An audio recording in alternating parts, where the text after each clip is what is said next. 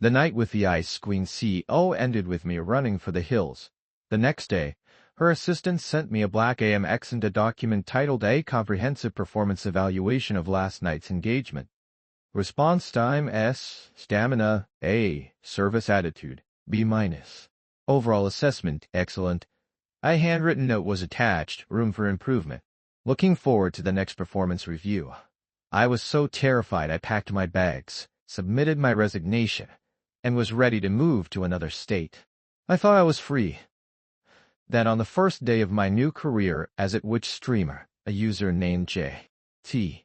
Capital dropped $100,000 in donations into my channel. The attached message read, "Today's KP is double the broadcast length, increase audience engagement by 30%, or all incentives will be revoked." The entire internet thought I'd been discovered by a mysterious crypto whale. Only I knew the truth. It was my ex-boss, and she just found a new way to micromanage me. A hangover pounded against my skull like a jackhammer. I cracked my eyes open. Unfamiliar ceiling. Silk sheets softer than anything I'd ever touched. And an expensive, sterile scent in the air. This wasn't my apartment. This was the presidential suite at the Carlyle, one of the most ridiculously expensive hotels in New York City. I shot upright, my entire body aching. Clothes were scattered across the floor, mine and a woman's. I turned my head with the slow, creaky motion of a horror movie protagonist, and there she was.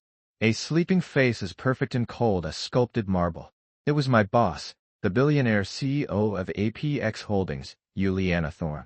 My brain blue screamed. At the company party last night, the VPS had cornered me, forcing celebratory shots.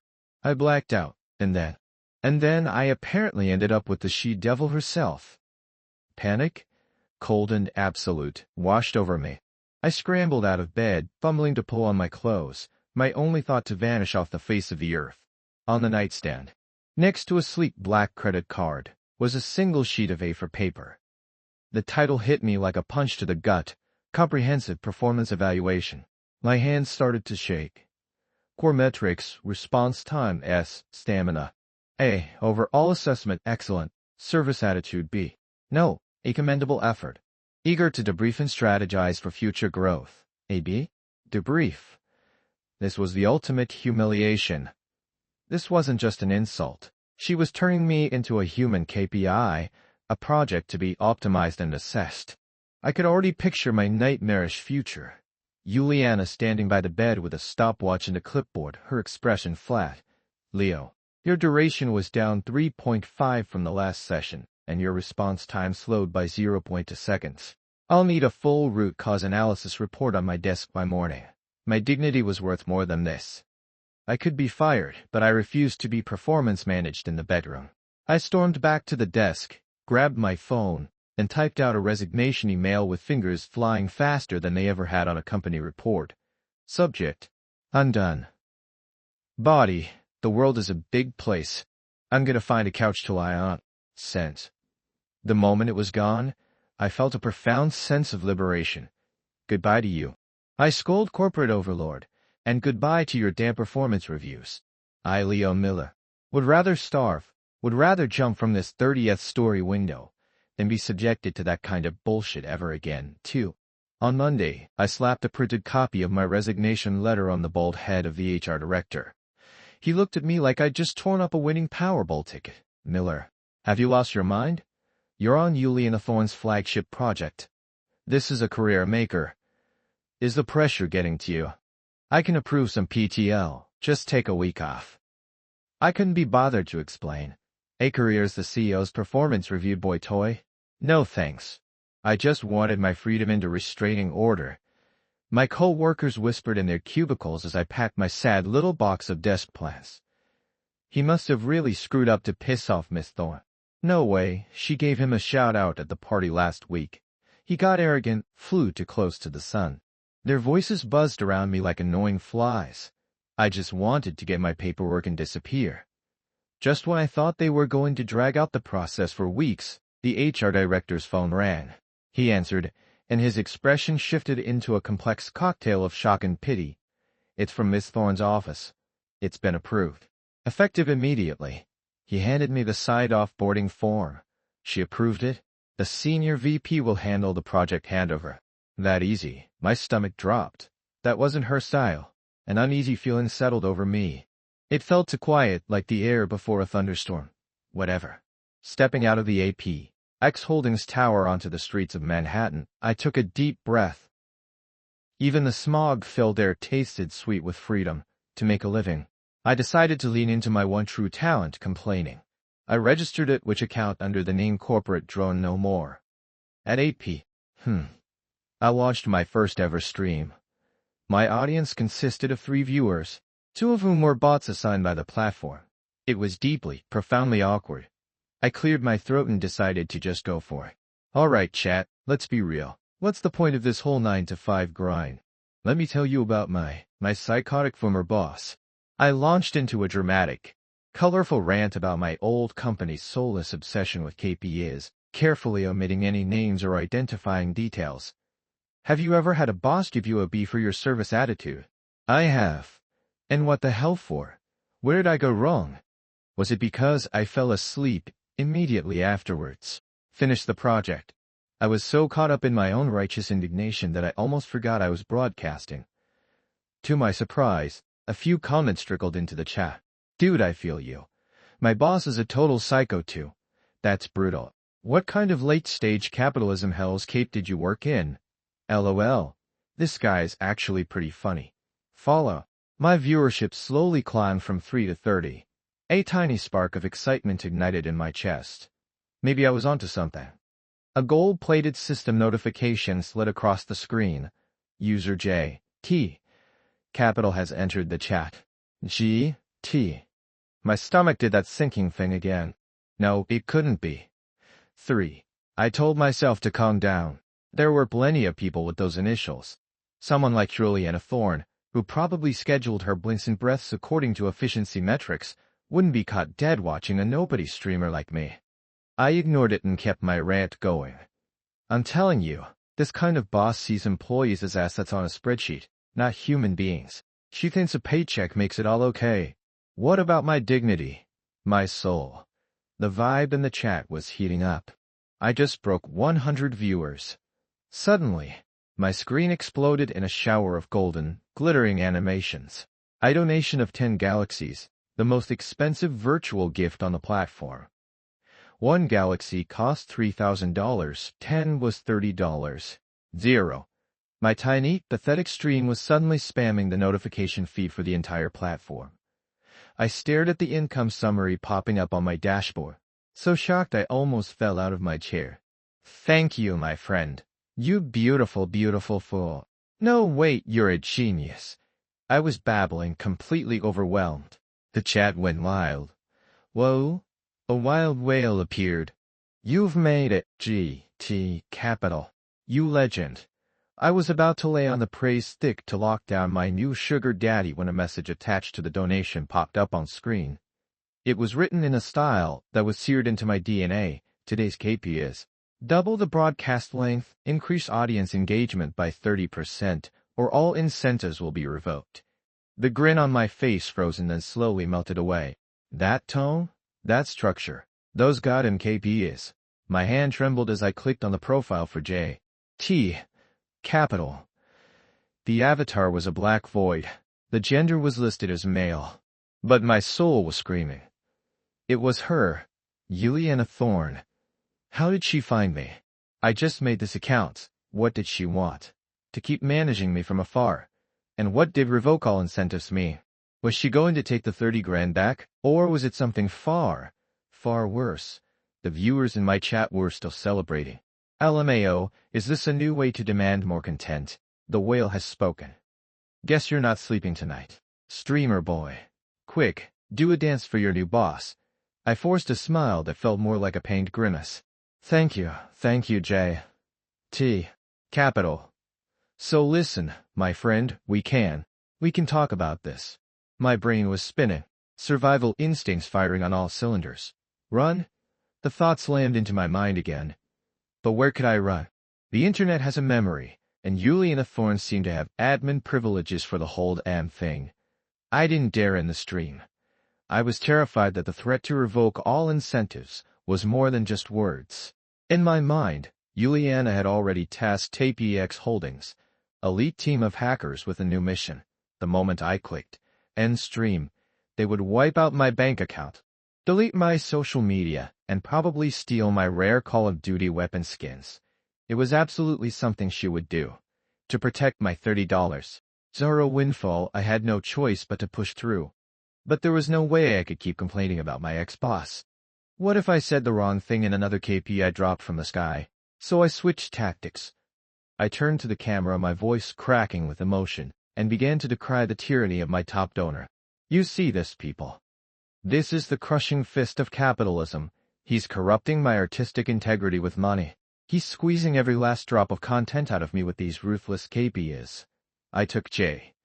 Capital's message and dissected it line by line as a case study in the depravity of the one. Double the broadcast length. That's a blatant demand for and paid overtime. Increase audience engagement by 30%. That's an unrealistic, high-pressure performance target. Or all incentives will be revoked. That is an abuse of power. It's extortion. It's workplace harassment. I was so full of mock fury I nearly acted out my own dramatic death on camera. To my astonishment, it worked brilliantly. The chat was howling with laughter. LMAO, this is tragic, but I can't stop laughing. Subscribed.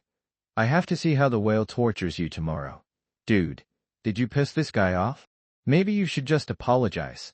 My channel's popularity surged, quickly pushing me to the #1 spot on the platform's Rising Stars list. Just then, another golden flash lit up my screen. J.T. Capital had sent another galaxy. The message: presentation format is effective. Logic is sound. Maintain this standard. Submit a full data analytics report on stream performance before signing off. I stared blankly at the screen. I was completely losing my mind. This woman was going to be the death of me. Fine. She wanted a show? I'd give her a show. I pitched my voice up into the most obnoxiously sycophantic tone I could manage. Oh, stop it, Mr. Capital. You big spender, you. My numbers are already through the roof today, all thanks to you. If you keep pushing me this hard, you're going to make me all flustered. I physically cringed at my own words, rubbing the goosens off my arms. The chat exploded. Somehow, the hashtag my top donor is my new boss started crawling up the trending topics list on Twitter. Meanwhile, across down in the top floor office of the TapeEX Holdings Tower, Juliana Thorne stared impassively at the gurning, theatrical man on her phone screen. Her assistant stood beside her desk, trembling slightly. Miss Thorne, he appears to be satirizing yet. Juliana looked up, her expression unreadable. He seems to be responding positively to this interactive management style. She paused, then issued a new directive. Wire another $50,000 to the J.T. Capital account. The assistant blinked. Yes, Miss Thorne. Staring at the endless stream of donations and the increasingly absurd directives, I found myself trapped in a bizarre hellscape of financial gain and psychological torment. My channel blew up. It was a full-blown internet phenomenon. I went from a nobody with 2 bots for an audience to one of the hottest new streamers on the platform. My daily content consisted of a running battle of wits with my top donor, J.T. Capital. She used KPs and cash to manage me from afar, and I turned her relentless pressure into comedy gold, performing for a national audience the tragic tale of a wage slave in the digital age. The fans adored it. They tuned in every night to see what new, insane directive J.T. Capital would issue and what even more insane way I would find to rebel against it. My income skyrocketed, and I was soon able to afford things I'd only dreamed of. But I wasn't happy. I felt like a hamster in a gilded cage, running on a wheel for Juliana Thorne's amusement. No matter how fast I ran, I knew I could never truly escape. My sudden fame also attracted the attention of one Chad Vance II, the arrogant heir to the Vance Industries fortune and a well-known and deeply unsuccessful suitor of Juliana Thorne. At a charity gala, after being publicly rebuffed by Juliana yet again, he happened to see her glancing at her phone, a flicker of something unreadable on her face. On her screen was my obnoxious, exaggerated face and the chat log dominated by the name J.T. Capital. Chad grew suspicious. He had his people investigate, and it didn't take long to trace the donation account back to Juliana's personal assistant. A powerful, untouchable CEO, one ranting on a live stream, the other funneling tens of thousands of dollars to him. Chad's mind immediately leapt to the most sordid conclusion: a tawdry affair between the powerful woman and her kept man. Jealousy and rage burned in his chest. He, Chad Van Zyai, had been pursuing Juliana for years. How could he possibly lose to some live-streaming pretty boy? Soon, my channel was flooded with trolls. You're nothing but a gold digger. What's it like being some rich bitch's pet? Must be nice. Disgusting. Unfollowed. The vile comments poured in, trying to drown out my real fans. I paused for a second and went on the offensive. What's the matter, guys? Does my success offend your delicate sensibilities? Did my sugar mama forget to pay for your bot farm subscription this month? Yeah. I've got a rich benefactor who likes me. You don't. Is that why you cry yourself to sleep at night? I unleashed a torrent of expertly crafted insults, leaving the copy-pasting trolls speechless. My actual fans, battle-hardened denizens of the internet, joined the fray and obliterated the trolls completely. The failed attack only made my community stronger, but Chad was clearly not done. A few days later, I received an official invitation to StreamCon, the biggest streaming convention of the year. As the breakout star of the year, I was invited as a special guest. My ego swelled. This was validation, proof that I'd made it. As I was about to SVP, a private message from J.T. Capital arrived. It was a single, cold directive. Negative. This event has a C-level security rating and a high-risk assessment for negative PR incidents. Advise declining. I stared at the message, and a white-hot anger flared in my chest. You control my stream, you control my sleep schedule, and now you want to control my career? You're doing a risk assessment on my life? You're not my boss anymore. I'm going. Not only am I going, I'm going to stand on that stage and prove to everyone that I, Leo Miller, am not some puppet you can control from the shadows. I immediately replied to the organizers, confirming my attendance. I had no idea I was walking straight into a perfectly laid trap. 6th Avenue Center was a chaotic storm of flashing lights, booming music, and thousands of screaming fans. Backstage, I stood in a rented tuxedo, my heart hammering against my ribs. This was my first major live event. I was equal parts terrified and thrilled. Soon, it was my turn to go on. The host introduced me with a smarmy, condescending tone. And next up, we have a true Cinderella story. He's the man who, thanks to one very mysterious, very rich benefactor, became an overnight sensation. Give it up for Leo Miller, aka corporate drone no more. The crowd offered a mix of genuine applause and mocking laughter. I clenched my fists, forced a smile onto my face, and walked into the spotlight. So, Leo, the host said, his eyes glinting with malice. We hear you're a man of many talents. How about you show us one tonight? I was a streamer who rented into a camera. I had no talents. I stood there awkwardly, the silence stretching as I felt 1,000 pairs of eyes on me. I was a fraud, a clown. In the VIP section, Chad Vance sat with a smug grin, watching the show with relish. Oh, well, it seems Leo was a bit shy. The host continued when I didn't respond. That's okay. We all know his real talent is keeping his benefactor happy.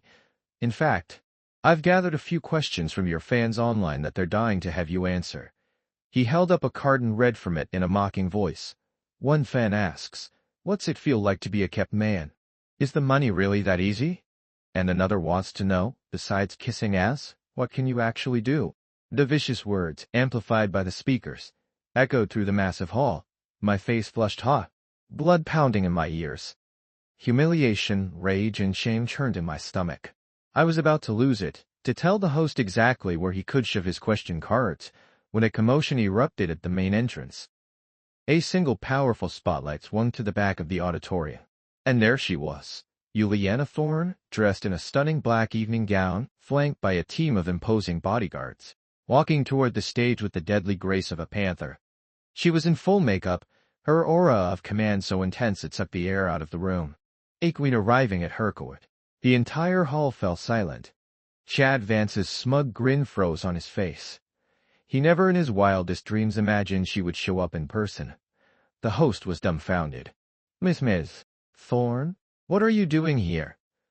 Juliana ignored him, walking directly to my side on the stage. She plucked the microphone from the host's stunned hand, and her cold, clear voice boomed through the speakers. First, J.T. Capital is my asset. Dead silence. The world tilted. My brain was a blank slate. Did she just admit it? Second, she glanced at Chad, whose face had gone pale. APX Holdings is signing Mr. Miller to an exclusive multi-year talent contract, and we will be pursuing legal action against any individual or entity engaged in slander or defamation. And third, APX Holdings is the primary corporate sponsor of this event. She finished, then shoved the microphone back into my hand. She leaned in, her voice a low whisper only I could hear. What are you waiting for? This is Crisis Management 101. Your performance rating is pending. I looked at her cool, impassive profile, then out at Chad's face, which had turned a fascinating shade of green. I felt like I was dreaming. A nightmare had suddenly, inexplicably, turned into a much, much weirder fantasy. 7. In the backstage green room, the atmosphere was colder than a tomb. Juliana sat on a couch, legs crossed, radiating an aura of absolute power. I stood before her, like a child called to the principal's office, unsure of what to do with my hands. Sit, she commanded. I immediately sat on a chair in the farthest corner of the room. Her assistant entered and placed a thick, leather-brown document on the coffee table in front of me. Crisis Aversion and Strategic Partnership Agreement. I opened it, and my scalp began to prickle. The core of the agreement was, starting today, I was to act as her contract boyfriend for a period of 1 year, or until Chad Vance was no longer a factor, whichever came first. During this period, I was required to accompany her to public events and present a united front to the media. In return, I would receive a massive signing bonus, full backing from APEX's marketing division. And upon successful completion of the contract, a generous stock option package. Of course, this was followed by 10 pages of fine print and determination penalty with an astronomical number of zeros. Miss Thorne. Juliana, I struggle to find my voice. This is insane. You're basically kidnapping me. It's a mutually beneficial partnership, she corrected, her voice flat. If the project succeeds, we both win.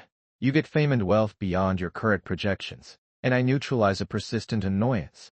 I don't want fame and wealth. I just want to live my life in peace. I practically yelled. She met my gaze, her eyes as calm and unyielding as a frozen lake.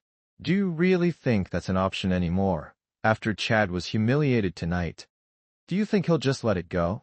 He will use every resource at his disposal to destroy you, and he will not hesitate to go after your family. Her words were like a bucket of ice water, extinguishing my anger and leaving only a cold dread. She was right. I couldn't win against someone like Chad.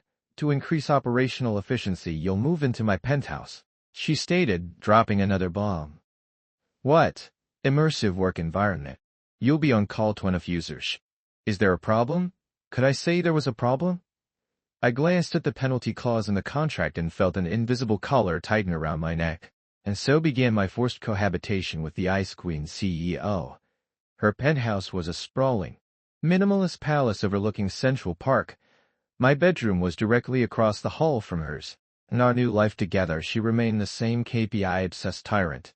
Every morning at 6 sharp, the AI-powered smart home would wake me with a synthesized version of her voice. Mr. Miller, it's time for your morning data debrief. I opened her refrigerator and found nothing but sparkling water, vacuum-sealed chicken breasts, and organic kale. It was more sterile than an operating room. I muttered to myself, does a human being actually live here? The next day, the fridge was fully stocked with Doritos, Coca-Cola, and a dozen different kinds of chocolate. A sticky note was affixed to the door in her elegant, sharp handwriting. All snack-related caloric intake must be logged in your daily health report, due for submission by 2200 hours. I wasn't her boyfriend. I was a participant in a 24-hour high-surveillance behavioral modification experiment. But slowly, amidst the soul-crushing madness of our cohabitation, I started to suspect that beneath the glacier, there was something else. Something hidden. 8. Living together was a daily exercise in surrealism. Juliana attempted to apply her corporate logic to the role of a perfect girlfriend, but her execution was always bizarrely, hilariously off base. She decided that couples should watch movies together, so she rented out an entire IMAX theater for a private screening of a 3-hour documentary titled An Analysis of Global Macroeconomic Trends. She decided that couples should share hobbies, so she bought the latest, most advanced gaming rig, complete with a 50-page, custom-written manual she'd authored herself, a strategic framework for enhancing competitive gaming performance, which included detailed KPIs for reaction time, actions per minute, and post-game tactical analysis. I was drowning in a sea of spreadsheets and performance reports. I channeled my frustration into my streams, escalating my complaints about my new contract girlfriend. Chat, has your girlfriend ever taken you on a date to get a full body biometric scan, only to present you with a detailed health optimization plan afterwards? Mine has. My fans found it funnier than ever, assuming it was all part of the act I'd created. Only I knew that my real life was 1,000 times more absurd than any script I could write. One night, I was streaming as usual when a sharp, stabbing pain shot through my stomach. I broke out in a cold sweat. I tried to play it off, not wanting the viewers to notice. Dude, you okay? You look really pale. Are you sick? Log off and get some rest. The chat filled with concerned messages. I forced a smile. I'm fine, guys. Just a little stomach bug. I can push through. As soon as the words left my mouth, my bedroom door burst open. Juliana, dressed in a silk robe, stormed in and, without a word, yanked the power cord of my computer out of the wall.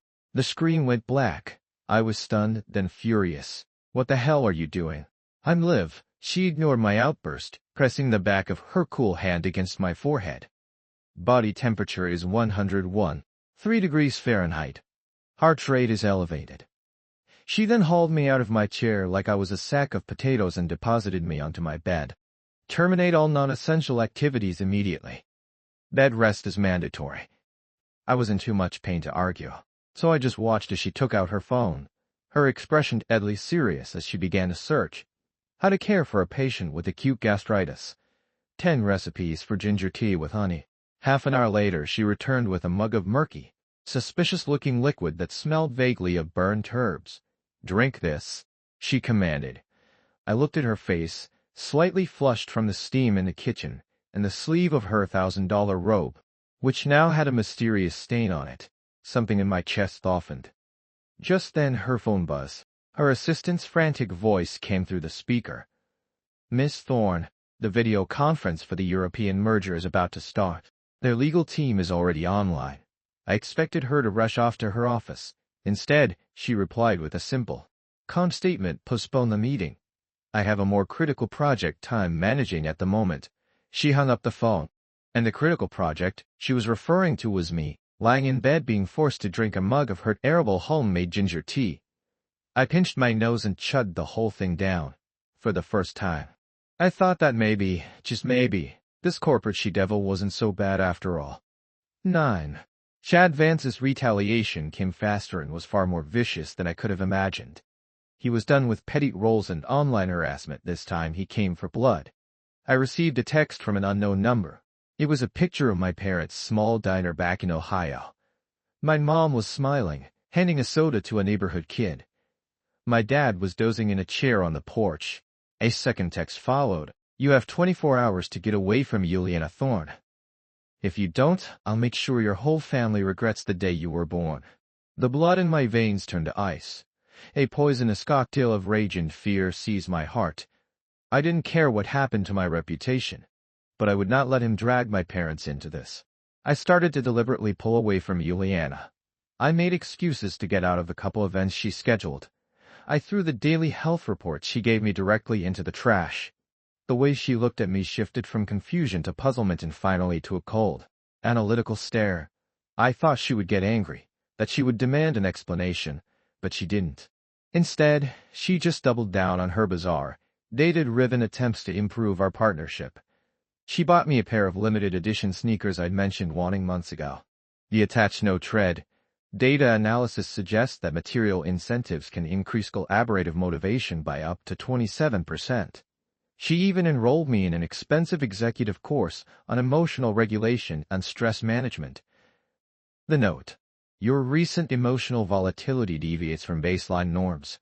Systematic intervention is required." I didn't know whether to laugh or cry. It was also frustratingly, painfully her. She had no idea why I was acting this way. Her only solution was to analyze me like a malfunctioning piece of software. Meanwhile, Chad made his next move. He bribed one of my former colleagues at APX to fabricate evidence showing that I had leaked a confidential bid proposal to their main competitor, Vance Industries. A photoshopped our mail, a falsified data transfer log. This evidence was published by a prominent financial blogger and immediately went viral. The hashtag APXSpyBoyfriend shot to the no, one trending spot on Twitter. An avalanche of hate and suspicion crashed down on both me and Juliana. APX Holdings' stock price plummeted, losing billions in market value in a matter of hours. Juliana was facing immense pressure from the board and the shareholders. Chad's call came through, his voice dripping with triumphant glee. "How does it feel, Leo? Walk away now and this can all be a misunderstanding. Stay, and the next step is watching you and your precious CEO get fitted for matching orange jumpsuits." I clenched my fists, my nails digging into my palms. I looked across the hall into her home office where she had been working around the clock to manage the crisis. Her shoulders were tense, but her back was still ramrod straight. She had been dragged into the storm because of me. Running away was no longer an option. This time, I wasn't going anywhere. I pushed open the door to her office. Juliana was staring at her computer, her brow furrowed as she dealt with the endless flood of angry mails from investors. She looked up when I entered, her eyes red-rimmed from lack of sleep. "You should be sleeping," she said, her voice hoarse. "Juliana," I said, walking right up to her desk, "let me handle this." She studied me with that familiar analytical gaze. "What is your proposed strategy? What is its probability of success? Do you have a contingency plan?" I took a deep breath. Instead of answering, I asked a question of my own. "Do you trust me?" She fell silent. My heart sank with each passing second. Then, she reached into a drawer and pulled out a file, placing it on the desk in front of me. "This is what our legal and cybercustody teams found over the last 24 hours. The IP address of a server used to fake the email traces back to a shell corporation owned by Vance Industries. The bank account of the employee who was bribed received a wire transfer for $50,000 from Chad Vance's personal assistant 3 days ago. And this," she clicked to open a video file. It was security footage from the street opposite my parents' diner. A couple of thuggish-looking men were loitering outside, one of them taking pictures on his phone. They were Chad's men. "What you need to do," Juliana said, closing her laptop, her eyes clearer and more determined than I had ever seen them, "is go online and tell everyone the truth." Then she said the 4 words that changed everything. "I trust you." That was all I needed. The warmth from those words washed away every last trace of fear and doubt in my heart. I went back to my room, booted up my computer, and started what would be the most important stream of my career. The title was simple. So, about me being a corporate spy. The moment I went live, millions of viewers poured in, my fans, random spectators, trolls waiting to celebrate my downfall. And I was sure, Chad Vance himself. I wasn't joking around this time. I enabled screen sharing and, one by one, presented the evidence Juliana had given me to the entire world. This is the faked email. Notice the timestamp. Down to the millisecond. Now, here are the server logs from APX Holdings at that exact time. There was 0 activity on my account. Here are the bank records of the whistleblower. $50,000. That's the going rate for a man's integrity. Apparently. Real class act Chad. Using PowerPoints, spreadsheets, and the cold hard logic I had absorbed from living with Juliana, I systematically dismantled their entire web of lies. For my final exhibit, I played the security footage. "Chad Vance, you can come after me with any dirty trick you want," I said, my voice shaking with rage, "but you don't touch my family. You crossed the line." I was screaming into the camera now. The chat, which had been a mix of skepticism and abuse, erupted into a unified chorus of outrage and support. Holy shit, what a scumbag. Sue him into oblivion, Leo. Chad Vance needs to be in jail. The tide of public opinion had turned into its tsunami, but I wasn't finished. I clicked a button and a video call window popped onto the screen. On the other end was the head of APX Holdings' legal department, his face grim.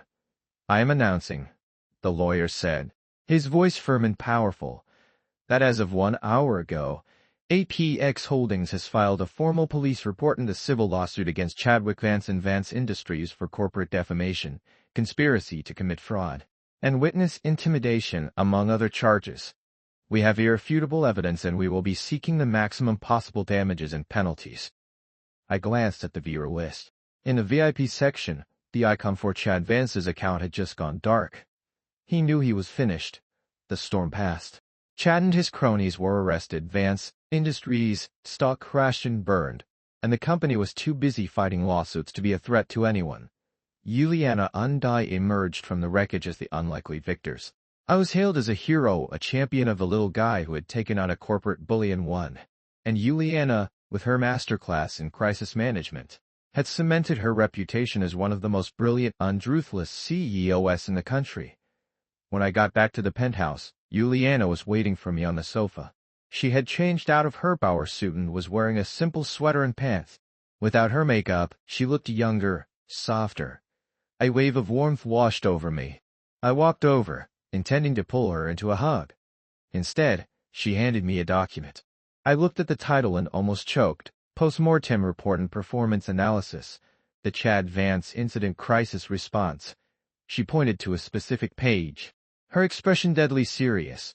"According to the data model, your performance during the live broadcast can be rated as dire." Your logic was sound. The evidence was presented cohesively, and you effectively swayed public opinion. "However," she said, her tone shifting, "your emotional regulation requires improvement. Your outburst at the end was too concentrated and could have been perceived as unprofessional, creating a potential vulnerability. I recommend supplementary emotional management training." I looked at her perfectly earnest face and all the warmth and affection I'd been feeling curdled into a mix of exasperation and amusement. Did this woman have anything in her brain besides KPIs, data models, and performance reviews? I snatched the report from her hand. As she watched in stunned silence, I tore it into 100 tiny pieces. The paper fluttered to the floor like snow. "What are you doing?" she gasped. "I spent all night running those analytics." "Yuliana," I said, stepping forward. I cupped her face in my hands, forcing her to look me in the eye. "I don't want KPIs. I don't want performance reviews. I don't want data models. I want you." Her entire body went rigid. For the first time, I saw a flicker of panic in those usually calm, calculating eyes. "I'm in love with you," I said, my voice low and steady. "Not because of your money or your company. I love you. The you who shows she cares by creating a spreadsheet. The you who almost burns down the kitchen trying to make ginger tea. The you that's awkward and brilliant and infuriating and wonderful." The impenetrable fortress of her composure finally cracked. A faint blush crept up her neck, spreading to the tips of her ears. Her eyes darted around the room, unable to meet mine. My biometric analysis indicates," she stammered, "that in situations of heightened emotional distress, the human brain increases its production of dopamine. So, what's the probability of success if we get together?" I interrupted, teasing her. She seemed to relax slightly, retreating to the safety of her professional domain. After cross-referencing all variable data points, the probability of a successful long-term romantic pairing is 99.9. What about the last 0.1? That, she whispered, accounts for unforeseen variables. She looked as though saying this had taken every last ounce of her strength. Then, to my utter astonishment, she stood on her toes, leaned in, and kissed me. Yeah, I could live with those unforeseen variables. 12. Our relationship became the most talked about story on the internet. APX Holdings PR department, seeing an opportunity, leaned into it hard, marketing us as the power couple of the year. My streaming career hit heights I never could have imagined. To satisfy the public's insatiable curiosity, We agreed to do a special QA stream together.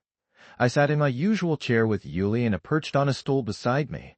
She maintained her cool, composed exterior, but every time she thought the camera wasn't on her, she would steal a quick glance at me. The chat was a waterfall of heart emojis and shipping comments. OMG, it's real. I am dying. The way she looks at him, my heart, I cleared my throat, a mischievous idea forming in my head. You know, chat, I said casually, now that I think about it. I know, one donor, JT. Capital has been pretty quiet lately. You think he got jealous because I'm off the market? Or maybe he finally ran out of money? I shot a playful look at Yuliana. The viewers immediately caught on, and the chat filled with messages summoning our old friend, J.T. Capital, where are you? Your man has been stolen. Drop a galaxy to prove your love is real. Yuliana gave me a look that said, oh, you're so going to get it later. Then, with a completely straight face, she took out her phone in front of millions of viewers. She logged into a very familiar-looking account with a black, empty avatar. A second later, my screen was completely obliterated by a tidal wave of gold. J.T. Capital has gifted 5,000 Tier 3 subscriptions in corporate drone No More's channel. 5.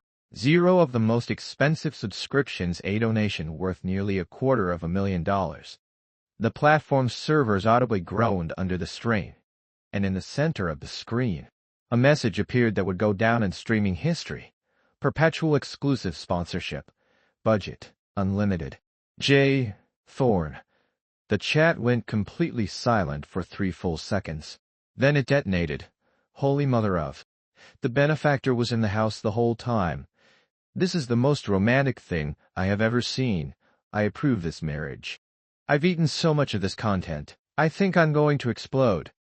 I turned and looked at the woman beside me. She was trying so hard to maintain her ice queen composure, but the hopelessly upturned corners of her mouth and a brilliant sparkle in her eyes gave her away completely. I smiled and, right there on camera, took her hand in mine. You know, being performance managed by a billionaire CEO wasn't so bad after all. Feeling upset, I went speeding late at night, never expecting to get caught by my new wife who works in public service. Embarrassed, I squatted in the corner of the traffic police station, head in my hands. Thankfully, she didn't seem to recognize me. She was just coldly writing out a penalty ticket nearby. I couldn't help but call out, "Wife?" The auxiliary officer nearby burst out laughing. Well now, if I recall correctly, you're the 29th guy this month to call officer by wife. I was fucking speechless. Who the hell are these guys randomly calling her that? That is my wife. Someone you can't just call wife. Makes me feel like I've been cuckolded. I glanced sideways at the wall calendar. It's only the beginning of the month. I've been married to Bai Ningbing for half a year. By my count, we've met a grand total of 3 times. The first time was for registering the marriage and our simple wedding ceremony. The second was for New Year's Eve dinner. And if you're asking about the third time, well, that's right now. The officer who administered the breathalyzer looked puzzled. Strange. No alcohol detected. Why were you driving so fast? Caught red-handed. I felt a bit guilty. My first time speeding and I get nabbed. The reason was, well, I was feeling really down. To gain the sympathy of the male officers present and hopefully get lenient treatment, I put on a tearful, snotty display. What sin did I commit to deserve this? My wife started cheating right after we got married. Staying out all night is the norm for her, and I have to hand over my salary so she can support some male college student. She's as passionate towards that student as she is cold towards me. The officers nearby were moved, filled with righteous indignation, turning into champions of justice. That's outrageous. Where's your wife? We'll help you deal with that despicable pair. Who OSHA's small notebook came flying and hit the officer squarely on the back. A cold, crisp female voice rang out. I told you to write tickets, not stand around gossiping. A chill went down my spine. Crap. That cold, stern voice sounds familiar. Following the voice, I looked up. A tall, long-legged beauty in uniform walked out of the office. Her face was expressionless, but held an imposing aura, almost a carbon copy of the Medusa Queen from Chinese animation. She strode over quickly in her leather shoes. It felt like every step landed directly on my frantically beating heart. I subconsciously lowered my head and shrank back into the corner. Caught speeding tonight. I hadn't dared to call home. My only option was to notify my wife, who happens to be the deputy chief. I was also hoping her connections might lead to a lighter penalty. Deputy Chief Bai, what brings you here? Seeing my wife, Bai Ningbing, approached, the officer respectfully stepped forward to greet her. Bai Ningbing glanced at me, then turned to the officer. His penalty form requires a family member's signature, correct? Where do I sign? Taking the pad from the officer, Bai Ningbing began writing rapidly on it. I blinked up at her with my most innocent expression, but she didn't look at me once. Filling out the form with an icy face. I thought she was only cold at home. I didn't expect her to be even colder in public. No, not just cold, this was utter indifference. Thankfully, I knew her well enough to understand this was just her nature. Name? My wife suddenly asked, throwing me for a loop. Considering the situation, I meekly gave my name, Yi Fan. She proceeded to ask for various personal details, including my home address and a reason for speeding. After a short while, Bai Ningbing put down her pen. I reached across the desk, gently tugged her sleeve, and murmured, wife. Of the 3 staff members nearby, 2 choked on their water and 1 did a spit take. Bai Ningbing didn't look at me. She picked up the form and walked toward the counter opposite. Kid, you've got some serious nerve calling her that out loud, but forget about it. Deputy Chief Bai was appointed from above. She has a boundless future. Besides, like I said, 29 guys have called her wife this month already. Seeing that Bai Ningbing hadn't come over yet, the officer who had spoken earlier approached me and said in a low voice, believe it or not, our Chief Bai. With that face of hers, she draws a lot of attention. But she normally hates it when men try to cozy up to her for no reason. After speaking, he handed me a cigarette and lit it, advising, Brother Yi Fan, don't blame me for not warning you. Watch your attitude. She's principled and incorrigible. She usually won't give you a hard time. As for wanting to be her husband, just dream about it. Don't say it out loud. Taking a deep drag from the cigarette, my rebellious streak instantly flared up. I took out a little red booklet from the car's armrest compartment, flipped it open with both hands, and shoved it right in front of the 3 officers. Look clearly. What is this? It's a marriage certificate. Your Chief Bai is my wife. At first glance, the 3 saw it was just as I said. They snatched the marriage certificate and examined it closely from every angle. Their eyes were wide with shock and gasps escaped their lips. Leaning against the door frame with a cigarette dangling from my lips, I watched the astonished and envious expressions on the 3 men's faces. The one issuing the penalty notice is my wife. The one paying the fine and collecting me is also my wife. Just as I was reveling in my smugness, I suddenly felt the air temperature plummet. A figure emanating a powerful, oppressive aura approached. I quickly ducked my head, dropped the cigarette on the ground, and stubbed it out. Turning my head, my eyes met a pair of eyes shining like obsidian beneath long lashes. She slapped the printed document onto the desk, pointing to the bottom right corner. Signature. I asked meekly, whose name? Bai Ningbing's delicate eyebrows furrowed slightly, as she shot me a look that questioned my intelligence. Only then did I realize. I quickly picked up the pen and signed my name with flamboyant, confident strokes. Then I carefully pushed the document and pen back toward her. Suddenly, a wail erupted from the young officer nearby. I subconsciously turned to look, only to see the young man from earlier clutching his shin, rubbing it to ease the pain. Bai Ningbing retracted the leg she had kicked out, closed the marriage certificate, and stuffed it into my hand. Put this away properly. Don't take it out for no reason. Another officer trotted over and handed a receipt to Bai Ningbing. She then stuffed the receipt into my hand. 2. License suspended. Fine 1. 200. Blinking innocently, I looked at her. No need for detention or anything. Bai Ningbing stood straight, meeting my gaze directly, her dark pupils revealing a Solomon's stern aura. I'm 176 cm tall and Bai Ningbing is 173 cm. But in her heeled leather shoes, she was my height. Yet, in terms of presence, there was absolutely no comparison. Seeing my innocent, hurt expression, Bai Ningbing finally relented slightly. Wasn't serious enough for that. Go home.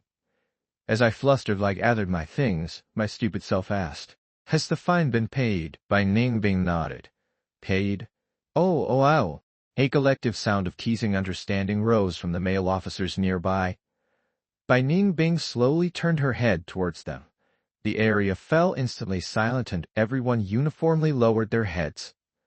Following Bai Ningbing out of the traffic police department entrance, I turned back before leaving to give the officers a wave.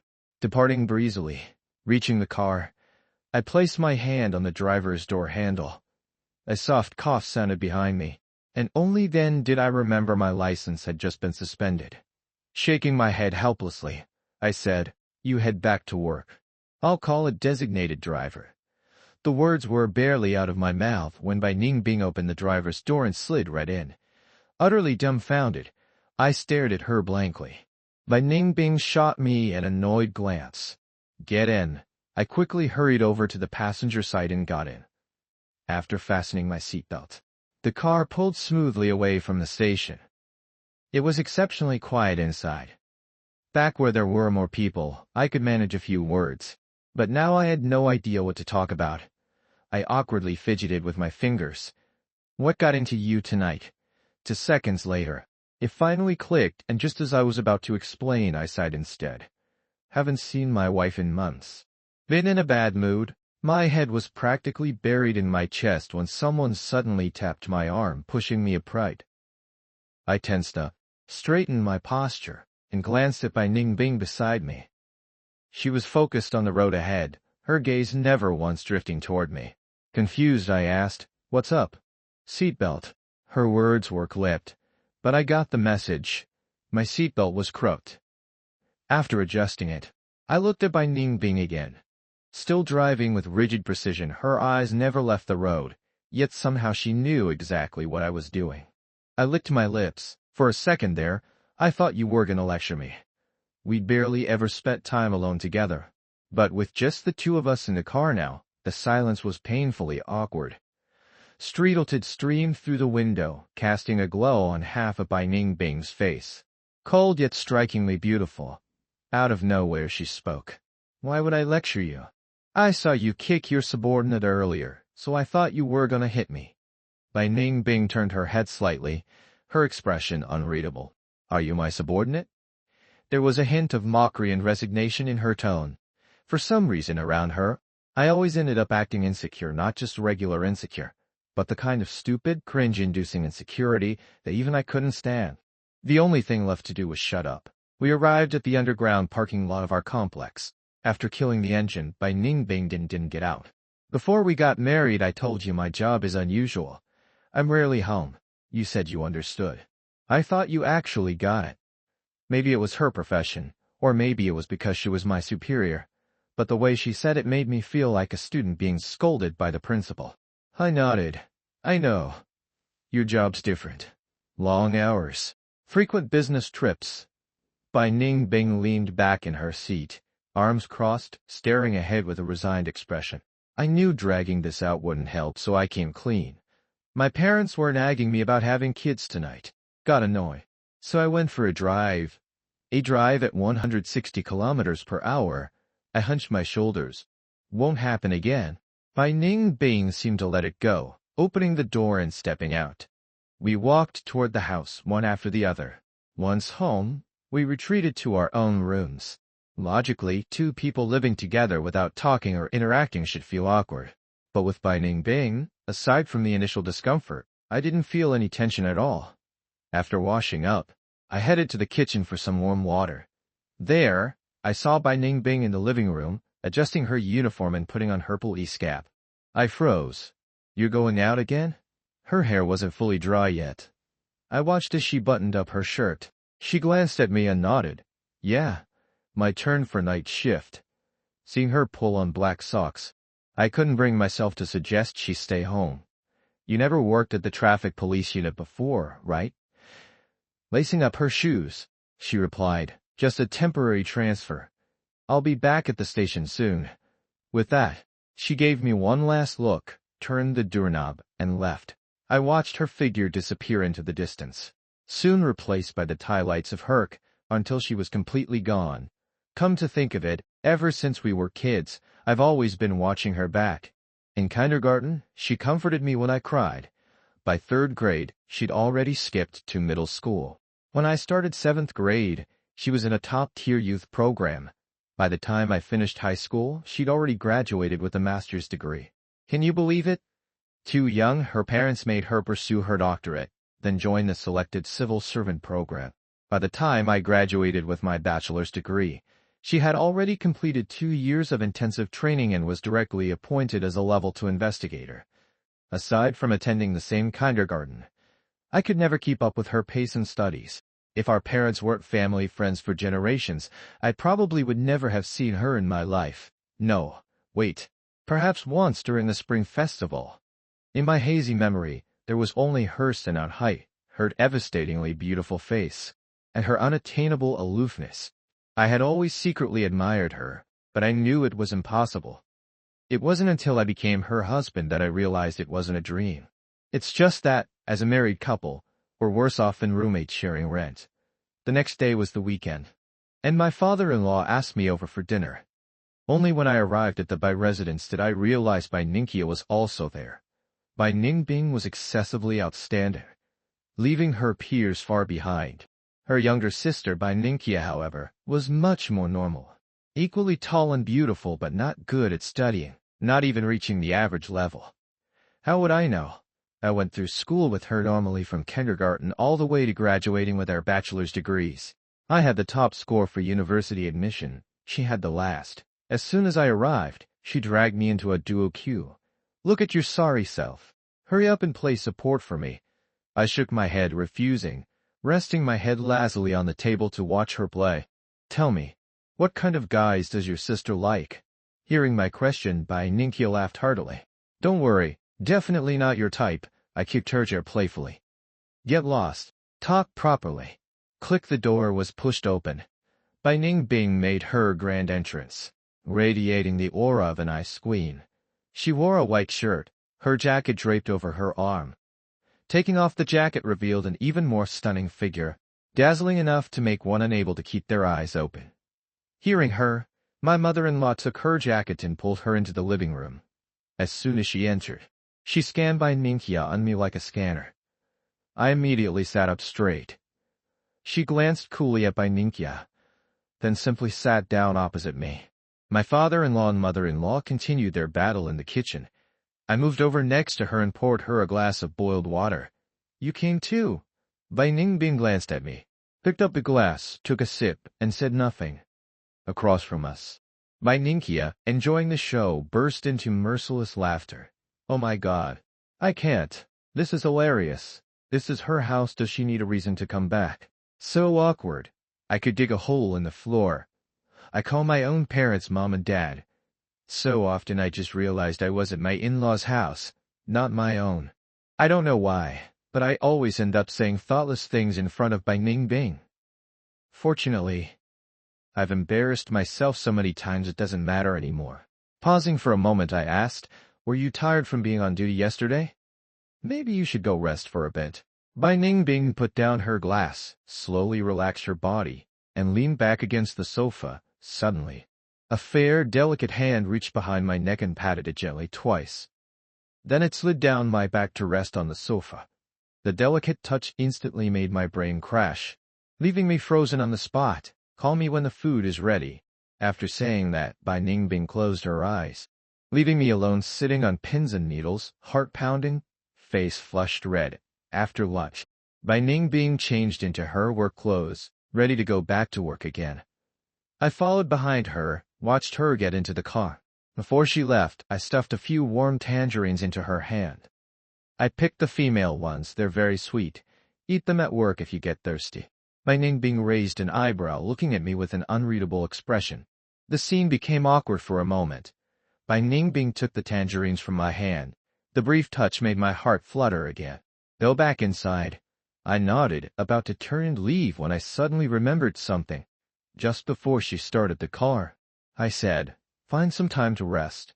Bai Ningbing nodded, waiting for me to go back into the house, and the car gradually disappeared from view. I stood there feeling a bit lost. She's long gone and you're still looking. Not until Bai Ninkia tossed a can of Coke over did I realize I had been standing there for a long time. She had come out looking for me. I popped the tab, took a sip, and sighed. I wasn't sure if I was asking her myself. Isn't it strange? Before I rarely saw your sister. Just bumping into her occasionally felt satisfying and made me happy. Now we're married, see each other more often, even live under the same roof. But I feel it's not enough. I want to interact more with your sister, be closer. I turned to look at Bai Ninkia, who looked almost identical to Bai Ningbing. Tell me, am I being too greedy, Bai Ninkia? She looked me up and down with an expression of disdain, seemingly unable to comprehend my feelings. You two are already registered. You're a couple living under the same roof. What is it you want to do that isn't convenient? After saying that, Bai Ninkia twisted open her Coke and took a gulp. Also, my sister is indeed a bit cold, but she's not heartless. The fact that she agreed to register the marriage with you means she acknowledges you in her heart. It just takes time and the right opportunity to become closer. At this point, Bai Ninkia grinned mischievously. Besides, that blockhead has never even dated. As long as you follow the guidance of me, the love guru, and seduce her appropriately, won't she be putty in your hands? Hearing her say that, it actually seemed to make sense. I couldn't just wait for Bai Ningbing to take the initiative and approach me, but the approach needed careful handling. I understood the principle that going too far is as bad as not going far enough. The next day was Sunday. I cooked up a storm at home, packing up for dishes and a soup. I headed to the traffic police brigade with the lunch, which looked, smelled, and tasted great. I heard Bai Ningbing was due to be transferred back soon, but for this month, she was still at the traffic police brigade. I sent her a message beforehand to avoid a wasted trip. When I arrived at the entrance of the traffic police building, Bai Ningbing was surprisingly already waiting for me there. As I got out of the taxi, Bai Ningbing saw me carrying multiple bags and frowned slightly. What's this about? I held up the insulated bag for her to see. I brought you lunch. I happened to be off today, so I made a few dishes and brought them over. I blurted it all out at once, giving her no chance to refuse. Bai Ningbing didn't say much. Just told me to bring it to her office. Once in the office, Bai Ningbing finally asked, "Why the sudden idea to bring me lunch?" Looking at her cool and elegant face, I pretended to be calm and said, "Naturally, Dad said you're busy with work and just grab whatever for meals. I'm your husband, of course I should care about you more." After hearing this, Bai Ningbing offered no extra words, just, "Take care of yourself." Then she went to answer the phone, sign some papers, and whatnot. She didn't seem to stop. Before long, she put on her hat, looking like she was heading out. I quickly called out, "Have a bite before you go." Bai Ningbing glanced at me. "No time. Share it with the others and eat it." I quickly turned around, opened the insulated container, packed some food into it, sealed it, and then chased after her. I caught up just as Bai Ningbing's car was about to leave. "Take it. Eat on the way." Bai Ningbing paused for a moment but still took the lunchbox. Afterward, I called the others in the office to eat together. Several big guys ate with looks of pure bliss, praising my cooking skills nonstop. Then they started gossiping about what Bai Ningbing was usually like at home. Cheeky guys. I treated them to lunch hoping to find out about Bai Ningbing's situation at work, but they started prying into my side of things first. However, the time spent at home after work was really just short. There wasn't much to tell. The young man I had kicked the night I was speeding laughed while eating. "Brother-in-law sure is bold. You're the only one who dares call Chief Bai to eat when she's heading out on duty. If we did that, we'd have to write a self-criticism report when we got back." I exchanged information with the young guys, and we quickly became friends, even exchanging contact details to chat. When Bai Ningbing returned, she handed me the empty lunchbox. Opening it, I saw not only had she finished the food, but she had also washed it clean. With my initiative, our relationship was gradually making steady progress. One day, Bai Ningbing's colleague, who was also her best friend, was getting married and invited us as a couple. Wasn't this the perfect opportunity? Amidst the clinking glasses and toasts, I used the excuse that Bai Ningbing had just finished her shift, saying she couldn't drink. Then I shamelessly declared, "Tonight, I'm drinking for 10. Bai Ningbing sat quietly beside me, showing no intention of stopping me, just watching me calmly without a word. Gazing at Bai Ningbing beside me, wearing a dress for the first time, I felt possessed by courage, grabbing the Bolyi serving pitcher and drinking directly from it. In the heat of the drinking battle, the alcohol went to my head. I brazenly warned Bai Ningbing, "Wife, move away a bit. I'm afraid I won't be able to protect you when the melee starts later." Bai Ningbing pulled me, who was standing on shouting, back down, gripping the back of my neck and pressing me onto the chair. Meeting her stern gaze, my head instantly cleared. I shrank back and chuckled. "My bad, I'll keep my voice down." The corners of Bai Ningbing's mouth lifted slightly, but she didn't say another word. After that, I politely accepted challenges from all sides. Before the second round even started, I was completely out of it. After all, at a drinking table, the type they fear least is someone like me, the loudmouth challenging everyone.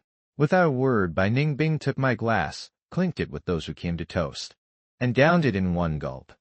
Her powerful presence made the others retreat after finishing their toasts. However, some from other tables were bolder, spurred on perhaps by Bai Ningbing's image as a cool, reserved beauty. Roughly calculating, she must have drunk about half a liter of Baiyo. If the bride, her best friend, hadn't intervened, she probably would have kept drinking. As the one who started it all, my face burned with shame, and I didn't dare lift my head. Bai Ningbing patted my shoulder. "Yi Fan, are you still sober?" Just as I was about to reply, an idea struck me. Isn't this a great chance? Use the drunkenness to get close, maybe even go further. I pretended to be dazed, turned my head, and tried hard to focus my eyes on her.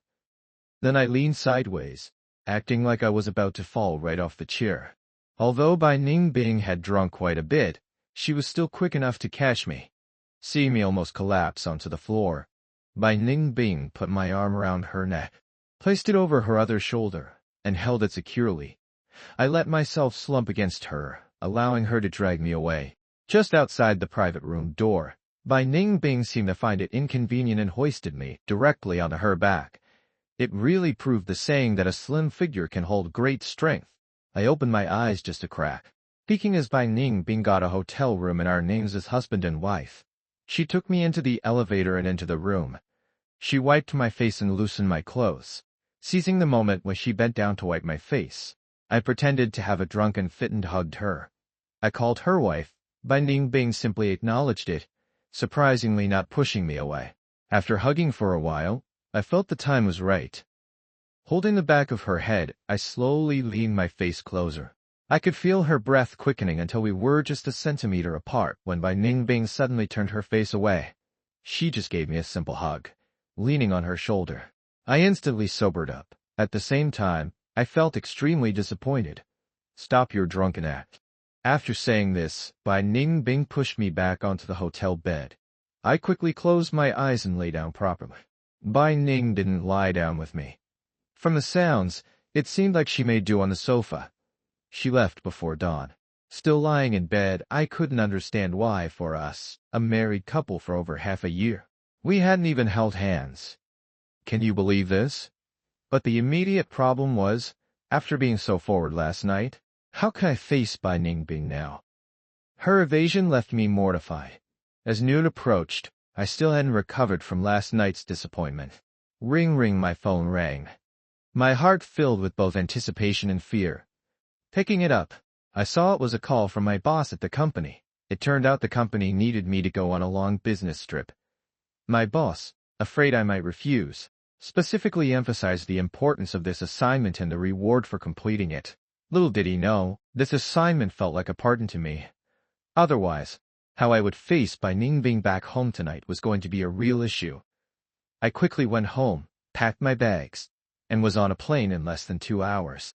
After getting off the plane, I transferred to a green skin train, then a long-distance bus, a rural bus, and finally an ox cart. Along the way, I witnessed the changes from a big city to a remote village. My phone signal also went from 5G to 4G, then to 3G, and finally to no signal. After getting off the plane, I hesitated for a moment. I called home. Finally looking at Bai Ningbing's number, I hesitated for a long time and didn't dial it. As husband and wife, I naturally should have informed her about my business trip, but coward that I was, I didn't dare face her directly after what happened last night.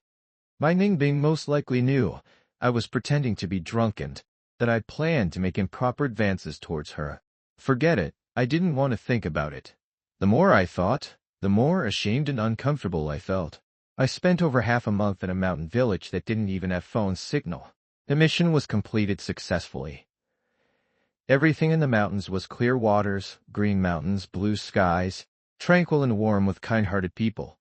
The only downside was the lack of signal, being completely cut off from the outside world.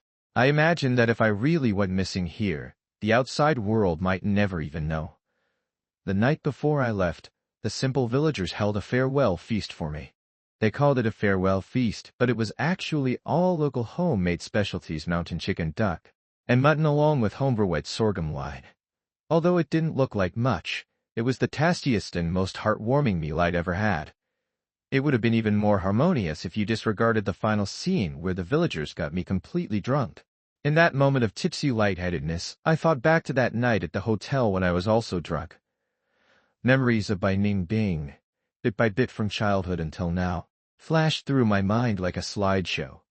She and I were ultimately people from two different worlds. This time when I go back, I plan to confess to her. I'm not good enough for her, let's just get a divorce. I remember a story. Before the Buddha's disciple and became a monk, he saw a young woman on the road and fell deeply in love, unable to let go. The Buddha asked him, "How much do you love that young woman?" Ananda replied, "I wish to transform into a stone bridge. In your 500 years of wind, 500 years of sun, 500 years of rain, just hoping this young woman will walk across the bridge." I felt a sense of empathy. I didn't want to become shackles binding Bai Ningbing. Just for her to glance at me once in a crowd would be enough. Heavy rain, mudslide, sharp shouts woke me from my sleep. I was staying at the village chief's house. He asked me to look after his grandson and ran out to warn the others. The sky was still dark. I quickly got dressed, took his 5-year-old grandson by the hand, and waited anxiously inside the house. Seeing the water level rising rapidly, already approaching the house's threshold, I decisively pulled the little boy and ran towards the back mountain. Unexpectedly, not only was the rainy path slippery, but the ground itself was very loose. We had barely climbed a few meters up the mountain when the entire slope collapsed and slid down. Feeling tree trunks crashing towards us, I could only hug the little boy tightly as we rolled down together. Sliding down with the entire slope felt like riding a magic carpet. I couldn't just wait for death. If the earth beneath us gave way, the boy and I would be buried. As the landslide passed the nearest corner, I leapt outwards, pulling the boy with me. We then tumbled into a cave. Not far away came the unsettling but fierce sounds of crashing and tearing. The cave entrance was also getting narrower. The village chief's grandson trembled in my arms. He cried until he was exhausted and fell asleep, only to wake up and continue crying in a daze. Unsure how much time had passed, a sliver of light came from the entrance. I struggled to open my eyes and tried to dig through the dirt to crawl out. After just a couple of tries, I knew it was impossible. As someone who usually works in an office, my pale and delicate hands were utterly incapable of digging my way up barehanded. Continuing to dig would only drain my energy faster. Outside, the sky darkened and then brightened again. I started running a fever, and the little boy stopped crying. Not because he wasn't scared, but because he was too exhausted to cry. I guess we must have been swept far away by the landslide and mudslide. Exactly how far? No one knew. In a quiet cave, I thought about many things. I wondered if Bai Ningbing would grieve if I died and how long it would take for her to marry someone else. Half a year or just 1 year. The thought of her forgetting me, signing the marriage certificate with someone else, and living under the same roof made my chest tighten. I wanted to cry, but all that came out was a hoarse sound. My throat was dry and aching. But maybe this was just fate. If Bai Ningbing cared about me, she would come looking for me, right? My consciousness grew hazy. In my daze, I felt Bai Ningbing descending like a divine savior, a rope tied around her. She took the nearly unconscious child from my arms. Then she came back down and carried me out in her embrace. I felt safe, free to lean against her without restraint. If only this beautiful dream could last forever. I opened my eyes. The only thing above me was a fluorescent light on the ceiling. My whole body ached and I couldn't muster even a shred of strength, as if every bone had been shattered. Struggling to move my fingers, I turned my head and saw long, jet black hair, still beautiful despite being dotted with dried clumps of dirt. I reached out, trying to brush off one of those clumps. The woman beside the bed stirred instantly, sitting up. It was my long-unseen wife, by Ning Bing. A faint smile flickered across her exhausted face, but she quickly suppressed it. She touched my forehead, glanced at the monitor by the bed, then finally looked at me.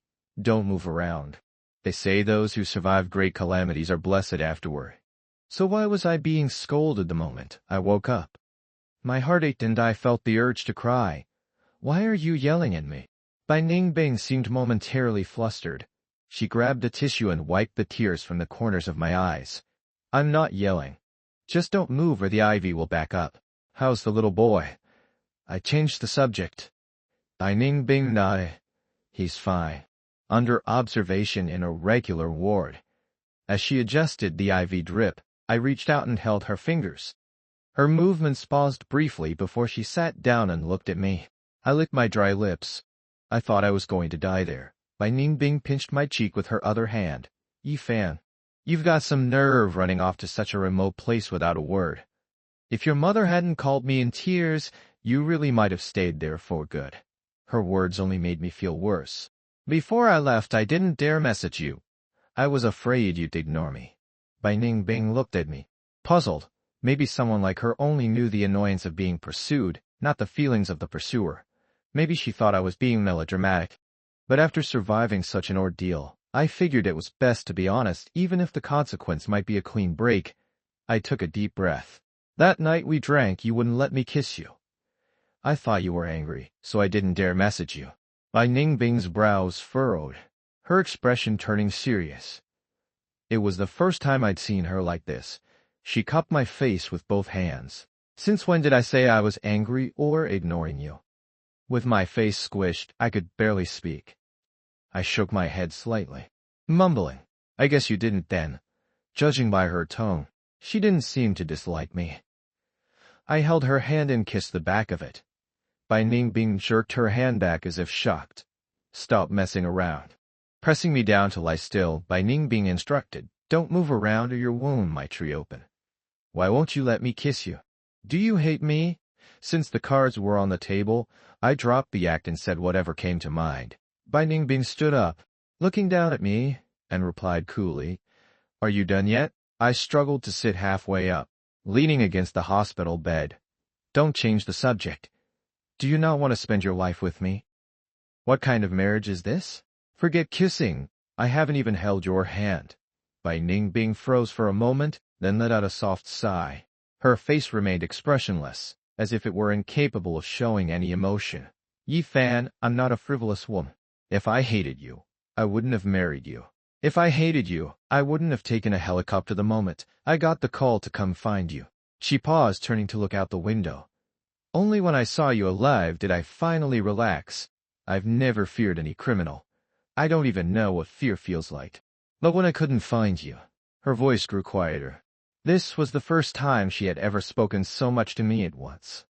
Come to think of it, if she truly felt nothing for me, she wouldn't have married me. As the flower of the high peaks, her beauty and figure were perhaps the least remarkable among her many dazzling achievements. During the 2+ years she spent in closed-door training, our home gained a first-class merit plaque and a second-class merit plaque. Maybe I had never considered what kind of brutal experiences she had endured to become so cold toward everyone. But now, perhaps I understood. She wasn't cold, just bad at expressing herself. In this moment, I wanted to say something, but I didn't know what. Bai Ning Bing withdrew her gaze from the window and turned back to me. "On our wedding night and that other night you were right. I'm 2 years older than you, with more life experience. I need to take care of you." I wanted to argue but realized everything she said was true. I wanted to talk to you properly when you were sober, not just when you were drunk. The fluorescent light illuminated Bai Ning Bing's fair face as we silently locked eyes. Only by looking directly at her did I realize she not only had delicate skin but also deep, bright eyes like Lake Baikal under a moonlit night, and I was slowly sinking into those dark waters. Actually, I wasn't drunk that night. Seriously, give me a set of advanced math problems and I could solve them all. The corners of Bai Ning Bing's lips curled slightly, her eyes carrying a faint trace of amusement. No wonder people say eyes can speak. Prove there exist infinitely many primes such that. Bai Ningbing suddenly threw out a number theory problem, completely catching me off guard. I stared at her blankly. What did you say? She suppressed her smile. Yi Fan. I don't know how to flirt or talk about love, but... A pale hand grasped mine, its owner now staring intently at me. Once I make up my mind, I won't change it. Holding her hand, I leaned in, closing the distance between us. I could feel Bai Ningbing's warm breath. Suddenly, a force pushed me back. My blood pressure spiked. What are you? Bai Ningbing's ears turned red as she glanced at the heart monitor. Wait until your injuries heal. For the next 2 days, Bai Ningbing personally took care of me. Only when a city bureau called repeatedly did she finally pack up and leave. With her gone, there was no need for me to keep pretending to be a patient. Under my mother's disdainful gaze, I devoured 3 bowls of food at every meal and was discharged 3 days later. Those 3 days felt like an eternity. I remembered clearly what Bai Ningbing had said. Wait until my injuries healed. On the day I returned home, Bai Ningbing was away on a mission. Gazing at the empty room, the excitement and dissipation in my heart turned into a helpless sigh. I refused Mom's offer to stay and take care of me, quickly packing a few things, ordered some takeout, then played a round of games. After one round, I already felt bored. I remembered that online question, which is more fun, your partner or games? The classic answer was playing with your partner. Playing games? Partner games indeed. The emphasis is on. After washing up, uncharacteristically, I grabbed my pillow and went to Bai Ningbing's room to sleep. Our girls' room's usually this simple and tidy. A double bed, a desk lamp, a few books, that was it. But smelling the faint, fresh scent in the air. I suppose this counted as sharing a bed, didn't it? Drowsily, I sensed a figure moving beside me. Alarm bells instantly rang in my head. Had a burglar gotten in? I struggled to open my eyes. Sorry. Did I wake you? Bai Ningbing was wrapped in a bath towel, tiny water droplets sliding from the tips of her still damp hair. Much of her usual capable, dashing aura was gone, replaced by the charm and tenderness fitting for a woman. I swallowed hard, not forgetting to remind her. You said you'd wait until I recovered from my injury. Bai Ningbing's ears reddened invisibly as she reached out to turn off the light. I quickly raised my hand to stop her. Don't.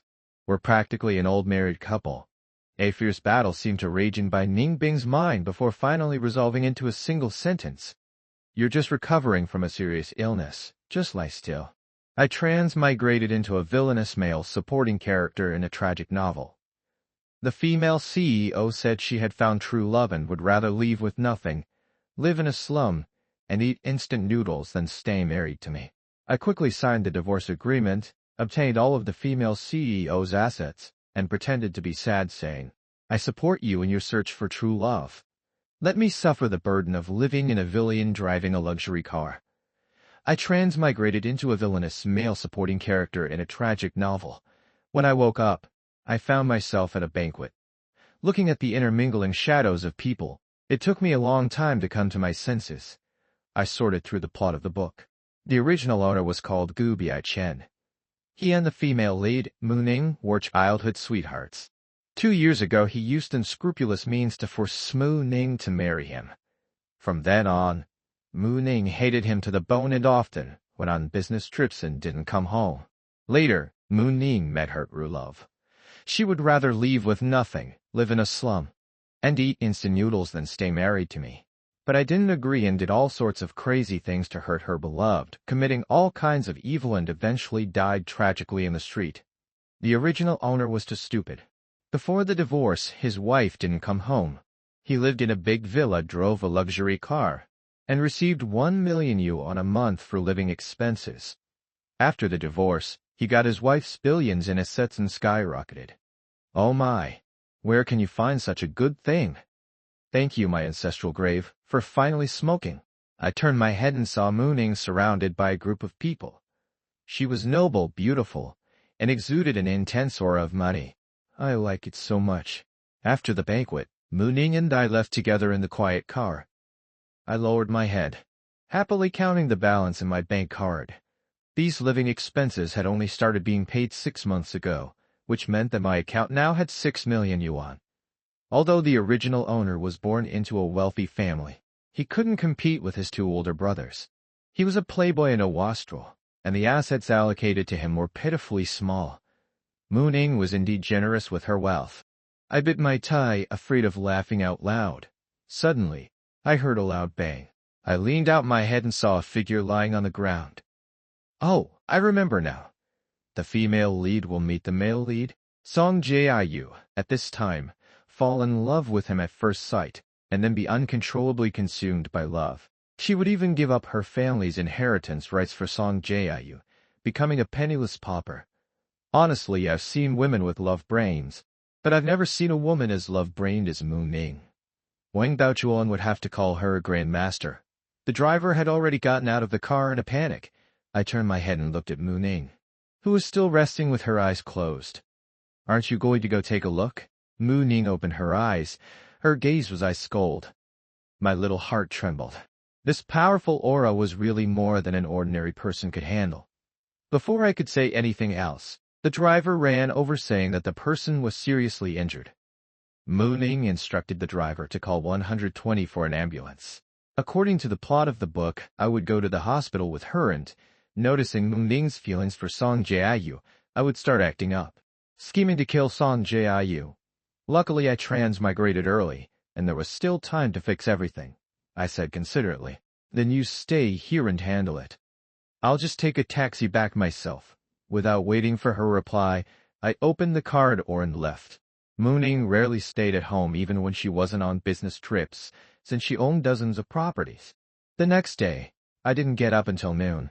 After eating 2 bowls of bird's nest to rinse my mouth, I started my luxurious lunch. In the afternoon, I went to the mall to shop. This card swipe hurts my heart, but luckily this month's living expenses are about to be issued. Although my current life is not bad in the end, I still have to look at Moon Ing's face. No, I have to go and check on the progress of Moon Ing and Song Jiu's relationship, whether there are sparks flying and they're unable to extricate themselves. If not, I'll have to push them a little to speed up the divorce. When I arrived at the hospital, I stood at the door of the ward and through a small crack. I saw Moon Ing pinching Song Jiu's chin and forcing porridge into his mouth. I know that the reason for this scene is because Song Jiu refuses to eat, so Moon Ing is forcing him. TSK. I wonder if I will be even more morally depraved than Moon Ing after my divorce and becoming a billionaire. Moon Ing let go, looking at the man sitting on the hospital bed. Are you going to eat obediently by yourself, or do you want me to continue feeding you? Song Jiu choked, his face flushed, and stubbornly turned his head away. This little look of his even made my heart take for a few seconds. Not long after, Song Jiu's chin was pinched by Moon Ing again. Their eyes met and their gazes lingered. The air filled with the scent of dopamine. I was very satisfied and quietly closed the door so as not to disturb them. Would you like me to continue translating the next segment of this story, while maintaining the consistency of the characters Gubi Chen, Moon Ing, and Song Jiu? In the evening, I received a call from Moon Ing. Dad wants us to go home for dinner tonight. The home she was referring to was the Mu family's old residence. Okay, I replied. When I arrived, Moon Ing had not yet returned, so I sat in the living room eating melon seeds and fruit. A series of footsteps sounded from the stairs. I looked up and saw Moon Ing's mother. She wasn't Moon Ing's biological mother, but Mu's father's second wife. She came over and asked with a smile that hid a knife. Bi Chen, has anyone been gossiping behind your back lately? Saying you're a freeloader? Moon Ing's mother has always looked down on me for being a freeloader and would always make sarcastic remarks whenever she saw me. But I don't care at all. Being able to live off a woman is my skill. Not every man even has that opportunity. I chuckled. It's fine. Being able to live off a woman is my good fortune. Her smile stiffened. Before, the original owner would have become embarrassed and angry, repeatedly clarifying that he wasn't living off a woman. I shrugged. She obviously didn't understand the new me. The current me doesn't seek a shred of truel of only wealth and glory. Not long after, Moon Ing returned with Mu's father. Dinner was served: Australian lobsters, Italian white truffles, caviar salad, all high-end delicacies I had never tasted. I have to say, rich people really know how to enjoy themselves. This time, I'm going to eat back everything I haven't had before. I began to devour the food, even licking the plates clean. Mooning frowned, obviously disgusted with my ravenous eating habits. I glanced at her. Disgusting, right? Good, that's the point. Don't fall in love with me. After the parents finished eating, they went for a walk. I looked at Mooning's beautiful yet indifferent face. By the way, when will this month's living expenses be credited to my account? Mooning looked at me strangely. Gubiai Chen used to be disdainful of money, only obsessed with love. Bringing up money used to be an insult to his feelings. The original owner was stupid, but I'm not. I love money, money loves me, and money comes from all directions. Mooning coldly said, "Do you think I'm the kind of person who cares about this small amount of money? Go ask my secretary." "Oh," I said. A few minutes later, after a quick WeChat message, I received a notification. 1 million yuan deposited. I smiled contentedly. After dinner, Moo's father hinted that he wanted us to have a child as soon as possible. Mooning didn't answer. I, on the other hand, nodded in agreement, putting on an extraordinary performance. Ning and I will work hard. Mooning glared at me fiercely, disgusted again. Moo's father asked us to stay the night, deliberately creating an opportunity for baby making. Making a baby is one thing, but I didn't want to create a disaster. When we were left alone in the living room, Mooning coldly told me, "Gubiai Chen, I will never have a child with you. Stop dreaming." I immediately raised four fingers and swore, "Don't worry, I have absolutely no ulterior motives towards you." Of course, she didn't believe me and went upstairs. Half an hour later, I came out of the shower and saw Mooning on a video call. Ning. "Your father contacted me last night and said he'd give me 80 million to leave you." Songjie said, his voice low and sad. "Your father is too humiliating." Mooning was furious. My father is too much. Hearing this, my eyes lit up. I wiped my drool. 80 million? I was so envious. Could he humiliate me too? Then I comforted myself, it's okay after the divorce. All the female lead's assets will be mine. I couldn't even imagine how lively and cheerful I would be on that day. The next morning, Moo's father called me out to exercise. I was too lazy to get up. But since I'd slept on the sofa all night, my back was aching. After a set of calisthenics, he got to the point. He said Mooning had been getting close to a man and asked me to pay attention. He couldn't get Songjie to leave with money and didn't want to use harsh means to avoid damaging his relationship with his daughter. He hinted that I should find a way to break them up. My goodness, who am I to break them up? I'm eager for this green hat to be firmly placed on my head. Green, what a vibrant color. Moo's father even made me deliver chicken soup to Mooning's company for lunch.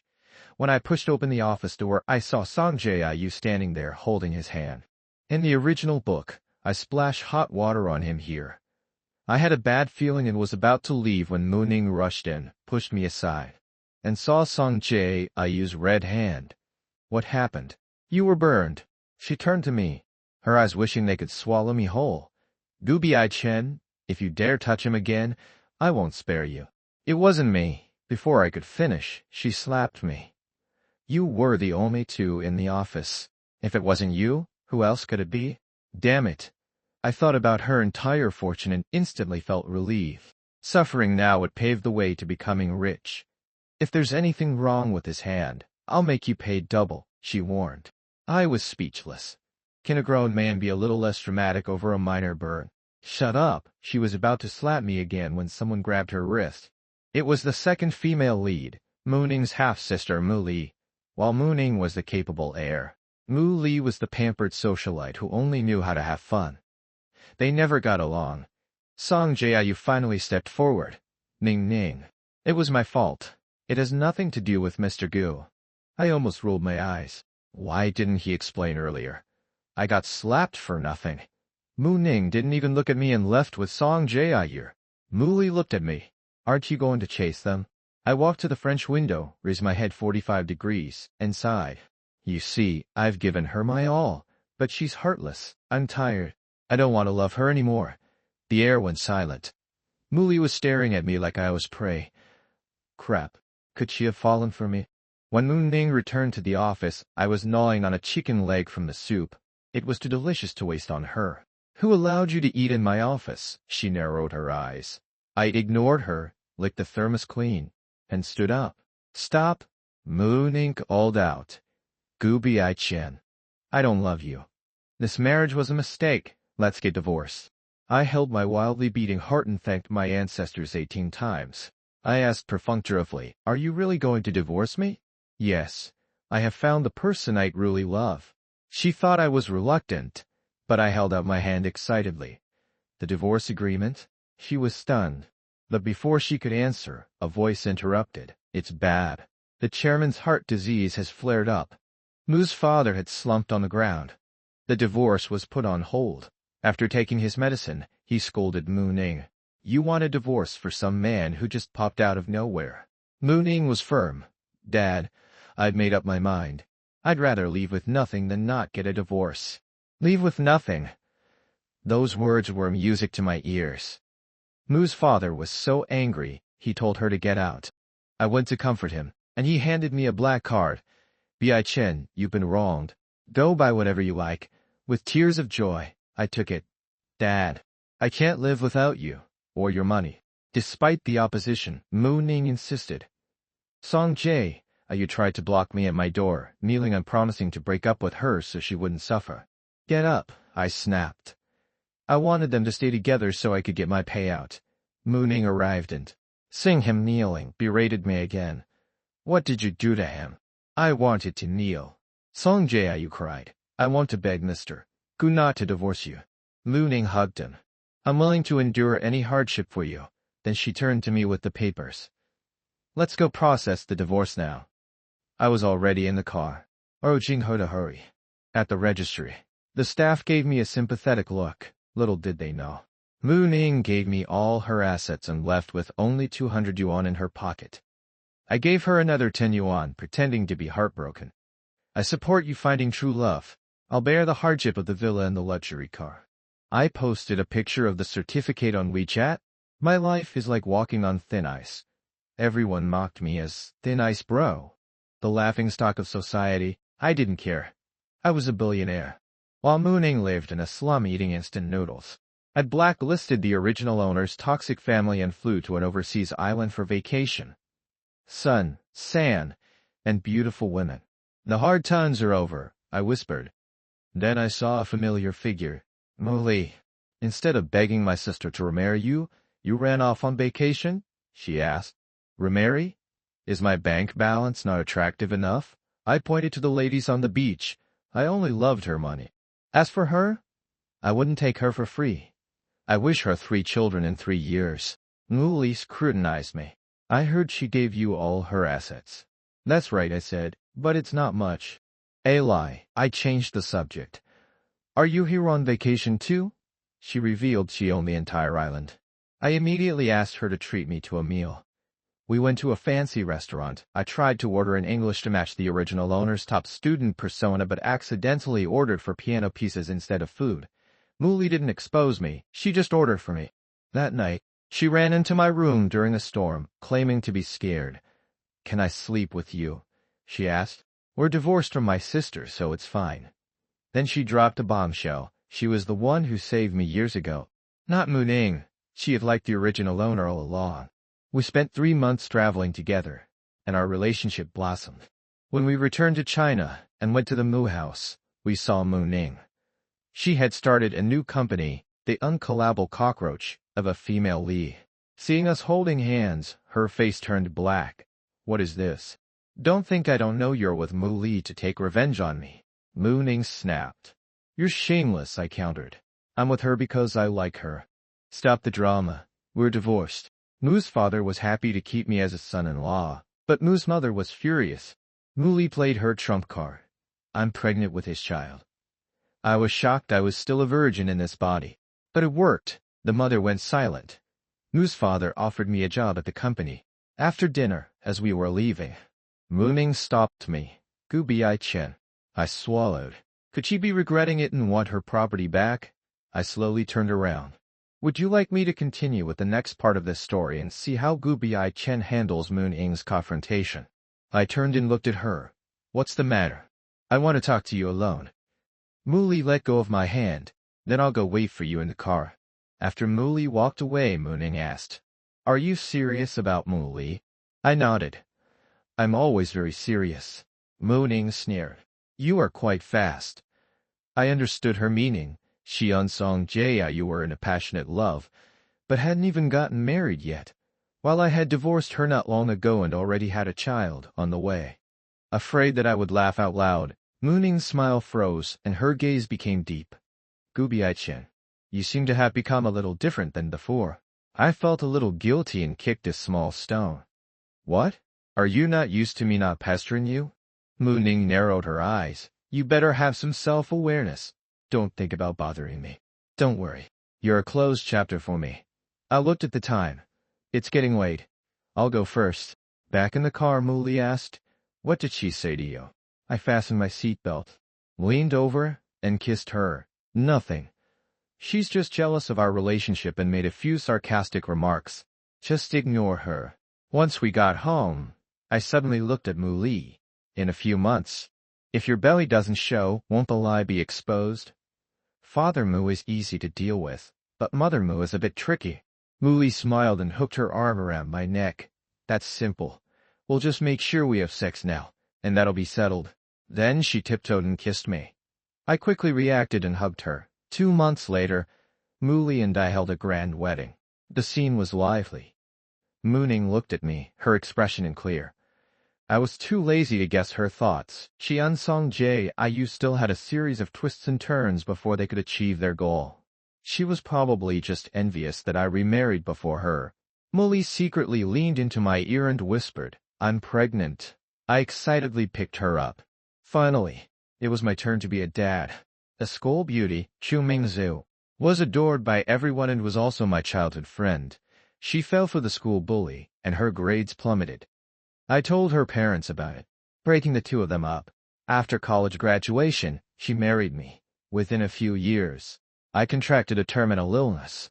As my consciousness faded, Chu Mingzu whispered in my ear, If it weren't for you, I wouldn't have lost my Xiaoyu. All these years, I've hated you every single day and night. Opening my eyes again, I was reborn back to the time before she fell for the school bully. This time I chose to push things along to help them get together. But I didn't know that Chu Mingzu had also been reborn. And in the previous life, she had told me a white lie. Kenchimai, Majou, you confessed his feelings to me. Do you think I should say yes? I was dozing off on my desk when someone pushed me awake.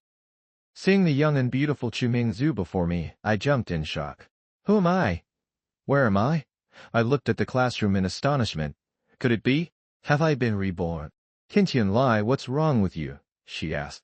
I pinched myself hard, confirming I was alive. Looking at her, I felt conflicted.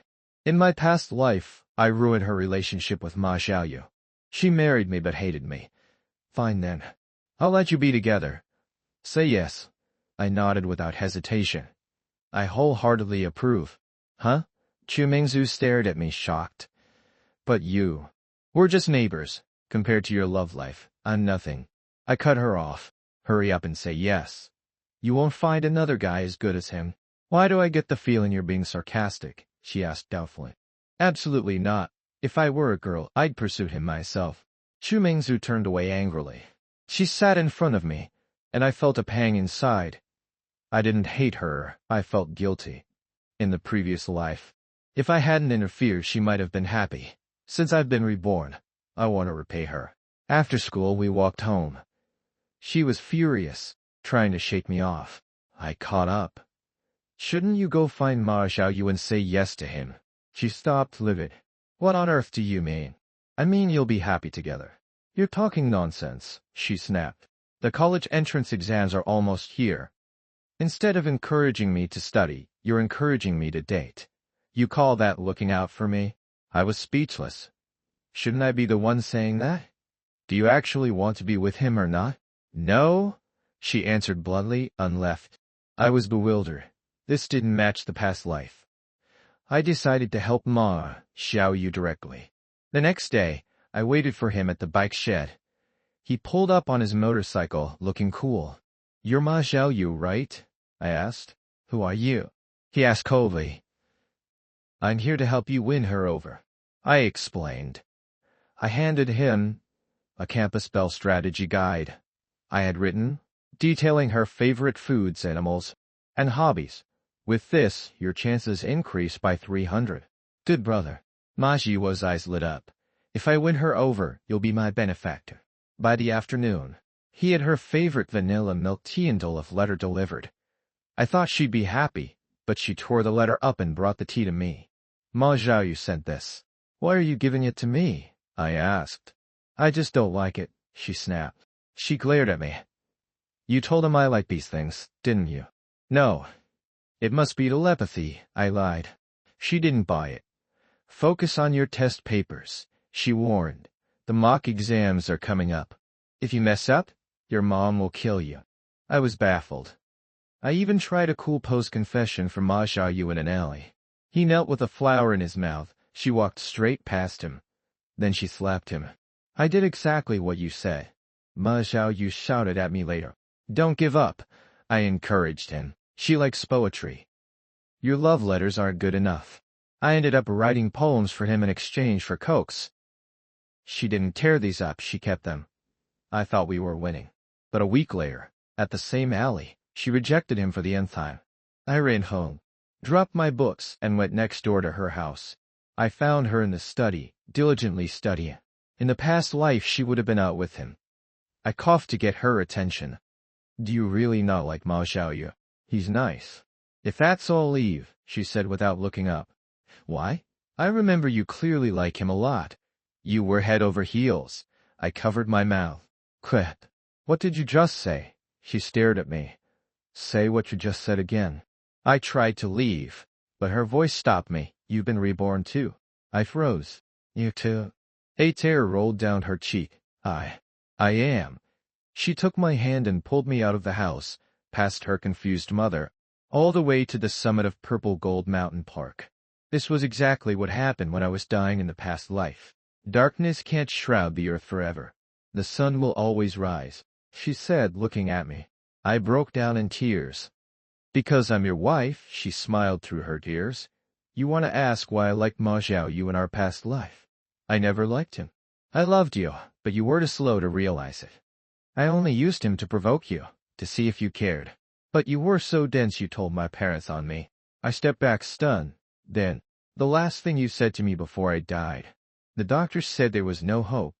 She whispered, stroking my face. I didn't want you to suffer anymore, so I told a white lie so you would let go. After you died, I was going to follow you.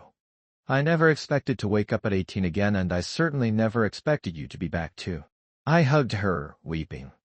Xu Mingzu had loved me all along and had even followed me in death. I'm so glad, she whispered. We stood on the mountain, our smiles finally mingled with tears. Would you like to explore a happily ever after epilogue for Qin Yunlai and Xu Mingzu in their new life together? We laughed through our tears and cried through our laughter. After a long while, Xu Mingzu let go of me, her face slightly red. Are you still going to try and set me up with Ma Xiaoyu now? No way. Never again. I smiled, giving her a cute little ear a gentle pinch. Stop that. She pushed me away playfully. After some banter, we sat on the grass, her leaning quietly against my shoulder. We decided not to go back that night, determined to see the sunrise together. A symbolic start to our second chance at life. By midnight, we were freezing and starving. I ran down the mountain, energy surging through me, and bought the savory pancakes. When I returned, I didn't find her alone. Her parents, Uncle Chu and Aunt Xiao, were standing there looking grim, learning bad things at such a young age. Uncle Chu glared. Who taught you this? I tried to use a physics excuse about observing natural phenomena, but Uncle Chu wasn't buying it. He looked for a stick to beat me with, and Mengzu the traitor handed him a bamboo stick. Dad? Here, hit him hard. I'm breaking up with you, I yelled, clutching the pancakes and bolting down the mountain. I ran home, transformed into a model student at my desk. But I still couldn't escape the family heirloom feather duster when my own parents returned. The beating was legendary. The next day, I woke up with 2 black eyes. I decided to change my approach. I proactively handed the feather duster to my dad. If you want to hit me, hit me. But I promise after today, I'm going to get into Tsinghua or Peking University and make you proud. My parents were stunned by my sudden ambition.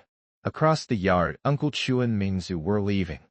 Oh my, it was so noisy at the neighbors last night. Like slaughtering a pig, she teased. I accidentally called Uncle Chu Dad out of habit from our previous life, nearly earning another slap. But behind the scenes, our parents were thrilled. They realized both of us had suddenly become sensible and ambitious, aiming for the top universities in the country. Downstairs, I caught up with Mingzu. Why didn't you get hit? I told them I wouldn't date anyone until after university and would focus entirely on the Gaokao. She smiled. Then she looked at me seriously. We will see the sunrise, Tianlai. In this life, I'm going to study medicine. I'll take responsibility for your health. My heart ached. I knew she was thinking about my early death at 30 in our last life. Promise me, I said. Don't follow me in death this time. Our parents need you. I walked away before she could see my tears. In the months that followed, we weren't a typical couple. We didn't need dates, we just needed to see each other working hard. We poured everything into our studies. I ranked first in the class, she ranked second. One day, she caught me with a copy of Jin Peng Mei a classmate gave me. If you weren't reading this, you'd be top 10 in the grade, she scolded. I immediately passed the burden to my desk mate, whose grade subsequently plummeted. Ma Xiaoyu, the school bully, appeared again. He finally realized the gap between him and Mingzu was academic. He begged to join our study group. If I raise my grades, maybe she'll see me differently. I realized that if I don't survive past 30, Mingzu will need friends and options. I agreed, and our Gaokao victory trio was formed. Soon, the homeroom teacher called me in. They offered me a deal. Help a quiet girl named Gu Zihan get into the top 50, and I'd get a spot in the national math competition, a direct ticket to guaranteed admission at Tsinghua or Peking University. I couldn't refuse.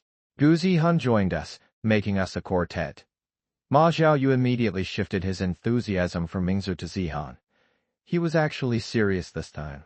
We spent weeks tutoring her, pushing her to her limits. The day the test results came out, I didn't even check my own name. I ran straight to class 7.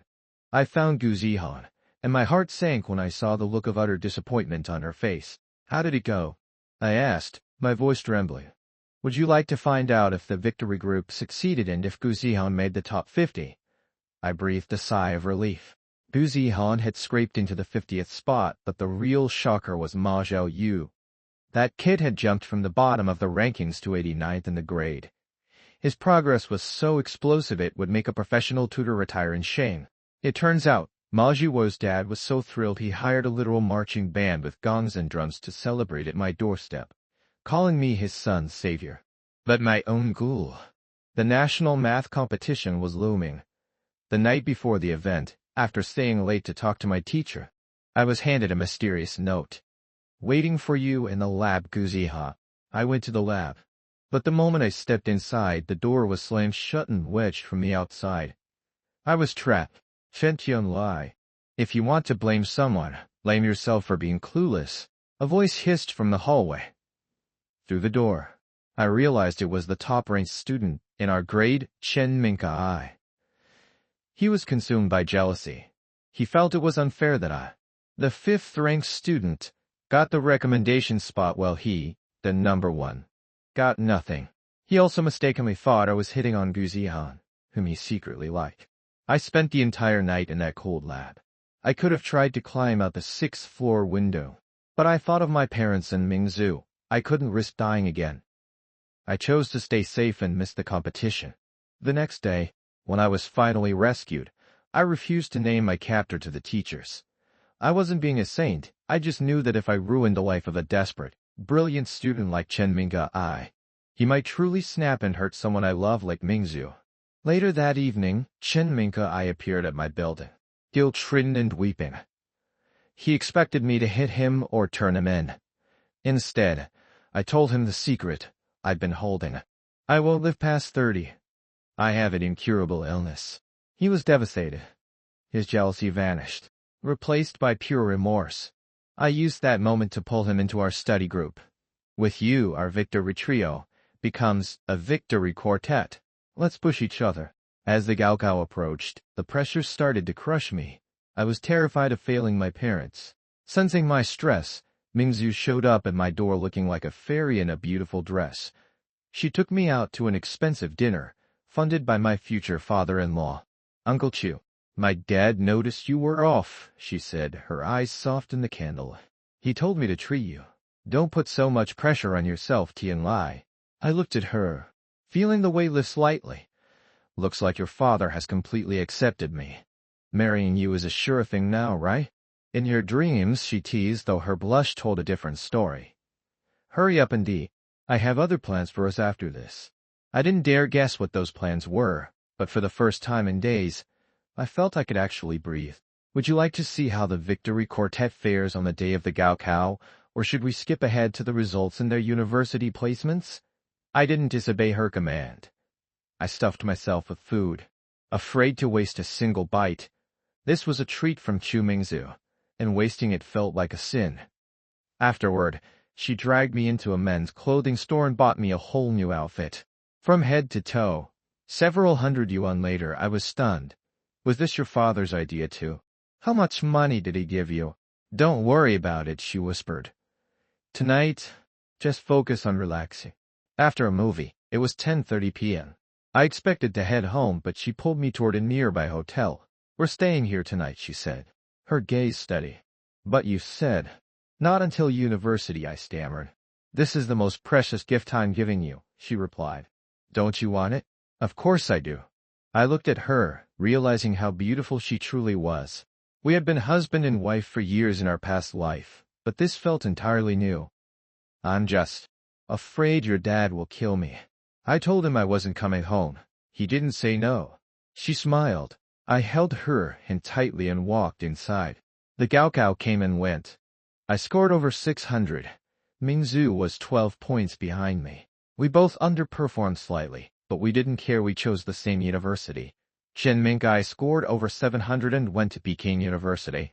Ma Xiaoyu didn't score high, but he won Guzia Achan's heart and her CEO father's approval. He was already winning at life's starting line. University life flew by. Mingzu studied medicine, her heart set on saving me. I chose economics. I knew I wouldn't live past 30. And I knew she couldn't get pregnant in our last life, so I wanted to build a company that would act as our child, something to take care of her and our parents long after I was gone. My graduation. I had saved 200,000 yuan. Mingzu convinced her father to give us 500,000 as an advance on her dowry. Uncle Chu's face was dark as he handed over the passbook. If you squander this, you're finished. And don't you dare let my daughter suffer. The first 2 years of business were a nightmare. I fell into debt, and our wedding was postponed. I was on the verge of bankruptcy, wailing like a child in my office when Xin Minka, Ma Xiaoyu, and Gu Zihan walked in. They didn't come to mock me. They brought bank cards. Minka gave me 500,000, his marriage savings. Ma Xiaoyu brought 2 million, his earnings from years of working his way up. With their help, the company turned around. By age 26, I had 4 years left. The company was thriving. And then the impossible happened. Mingzu, after an experimental surgery, got pregnant. Our whole family was overjoyed. My dad even threatened me with the family heirloom feather duster when I teased that I wanted a daughter instead of the son we were having. Anyone who dislikes my grandson faces the discipline, he roared. We finally held our wedding. That night, instead of the traditional party, the 5 of us, the Victory Group, slipped away to the mountain summit one last time. We watched a shooting star, a flash of hope in the dark. By age 28, I had 2 years left. Minka, I was a millionaire tech success. But Ma Xiaoyu and Gu Zihan had hit a wall. Her father was forcing her to marry into the wealthy Zhao family for business reasons. We found Ma Xiaoyu drunken on the mountain. I didn't comfort him, I kicked him. I punched him until we were both bruised and laughing like we were 18 again. Fight against fate, never give up, I yelled. Are we crashing this wedding or what? Minka and I stacked our hands with this. Let's do it. 2 weeks later at a grand hotel. 2 weddings were being held simultaneously. One side was bustling and lively, the official merger of 2 empires. But on the other side, in the shadows, 3 brothers were waiting to reclaim a bride. Would you like to witness the chaos of the wedding heist, Or should we skip to the final countdown of Tianlai's 30th year? The scene at the wedding was absolute madness. Ma Jiwo's heartfelt letter and Minka-I's serenade broke through Guzi I Chen's defenses. Despite her father's fury, she hiked up her dress and ran into Ma Jiwo's arms. We had done it, we had beaten fate for our friend. But as the ribbons fell and the cheers erupted, my vision blurred. I collapsed, the world fading to black.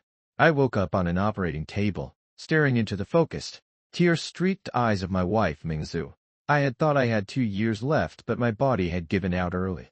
Yet, I didn't die. I woke up surrounded by everyone I loved. Mingzu held our son toward me. "We have hope now," she whispered. The experimental surgery, the collective wishes, something had worked. I wasn't going to leave them at 30. Then, the world shifted. My name is Ethan Hayes, and for 3 years, I lived a different kind of sentence. I married Isabella Thorne, the icy heiress of Thorne Industries, as part of a secret contract with her grandfather. For 3 years, I was her shadow, cooking her meals, picking her up from galas, and caring for her every need while she treated me like a piece of office furniture. The day the contract ended, I signed the papers with a surge of pure joy. I was free, and I was rich. I moved into a cozy new place, ready to finally live for myself. But the Ice Queen didn't stay away. First, she happened to be passing by my new apartment. Then, she insisted on picking me up from a bar when I was out with my friend Sully. When I went to dinner with my old high school friend Chloe, Isabella was there again, parked down the street, her eyes burning with an unmistakable, acidic jealousy. "We're divorced." "Isabella," I told her, stunned by her sudden possessiveness. "Who I eat with is my choice." She didn't take it well. She began tracking my every move. If I helped a neighbor carry a washing machine, she was at my door within the hour. "Phew. Ethan," she yelled, standing outside my building like an angry cat. "Did you or did you not just help that woman?" "She's my neighbor." The machine was heavy. I was baffled. "Isabella, she's married with a kid. Stop these fantasies." "So, what if she's married?" Isabella snapped, her face flushed with a heat I'd never seen in 3 years of marriage. "I'm telling you, even though we're divorced, you can't just go around getting close to other women. Especially." She trailed off, her breathing ragged, looking at me with a mix of fury and something that looked suspiciously like heartbreak. "Would you like to see how Ethan handles Isabella's sudden obsession? Or should we see if Isabella finally admits why she's acting this way?" I was starting to get angry myself. "You're crossing a line. We are divorced. Can you please stay out of my life?" At the word divorced, her fire died. A flicker of hurt crossed her face, replaced by a small, vulnerable voice. "Do you? Do you hate it that much when I care about you?" She looked so small and lonely in the setting sun that I couldn't hold on to my anger. We agreed to be friends, but she immediately used that as a loophole to tell me to stay away from pretty women. Then, in her usual bossy fashion, she tossed me her Bentley keys and commanded me to drive her home. When we arrived at her penthouse, I held up my Venmo QR code. "Cash or digital?" I'm an expensive chauffeur. She scanned it without a word. As the notification hit my phone, I grinned. "Thank you for your business, Miss Thorne." After that, Isabella's unreasonable behavior became our new normal. She found endless excuses to see me. A broken laptop, a craving for my beef bourguignon, or being too scared to watch a horror movie alone. The Ice Queen was melting, and honestly, I was starting to enjoy the warmth. Then came the corporate gala. She asked me to go as her friend, because she didn't want to face her rivals alone. She looked breathtaking in a red gown, and for the first time, I stood up for her, blocking a sleazy businessman who tried to touch her. That night, she got completely wasted on champagne and finally broke. "Why did you have to divorce me?" she sobbed in the back of the car. "I got used to you. The milk in the morning, the soup at night. I was just scared you only did it for the money." I took her back to my place, and in a tearful, drunken confession, we both finally admitted the truth. We had both been idiots, hiding behind a contract while falling in love. "I don't want to go back to how things were," I told her, cupping her face. "I want to be your real boyfriend, and one day your real husband." Life after that was a whirlwind. Isabella went from an iceberg to a clingy, jealous, and incredibly affectionate partner. She'd call me every morning, pout if I talked to other women, and tackle me the moment I finished cooking dinner. I eventually started my own consulting firm, and once we were both successful, we had a second wedding. A real one. Our honeymoon was a global adventure, though I quickly realized that real Isabella had an insatiable appetite. Between the lace lingerie and the maid costumes, I was the one walking with a limp every morning. The only reprieve I got was the day we found out she was pregnant. As the doctor lectured me about no funny business during the pregnancy, I looked at Isabella with a grave, suppressed smile. "You hear that, honey? Doctor's orders? No funny business." She shot me a playful glare. "Fine. You're off the hook. For now." I let out a massive, silent sigh of relief. We had lost 3 years to a contract and a misunderstanding, but the decades ahead belonged to us. We had finally found our way home.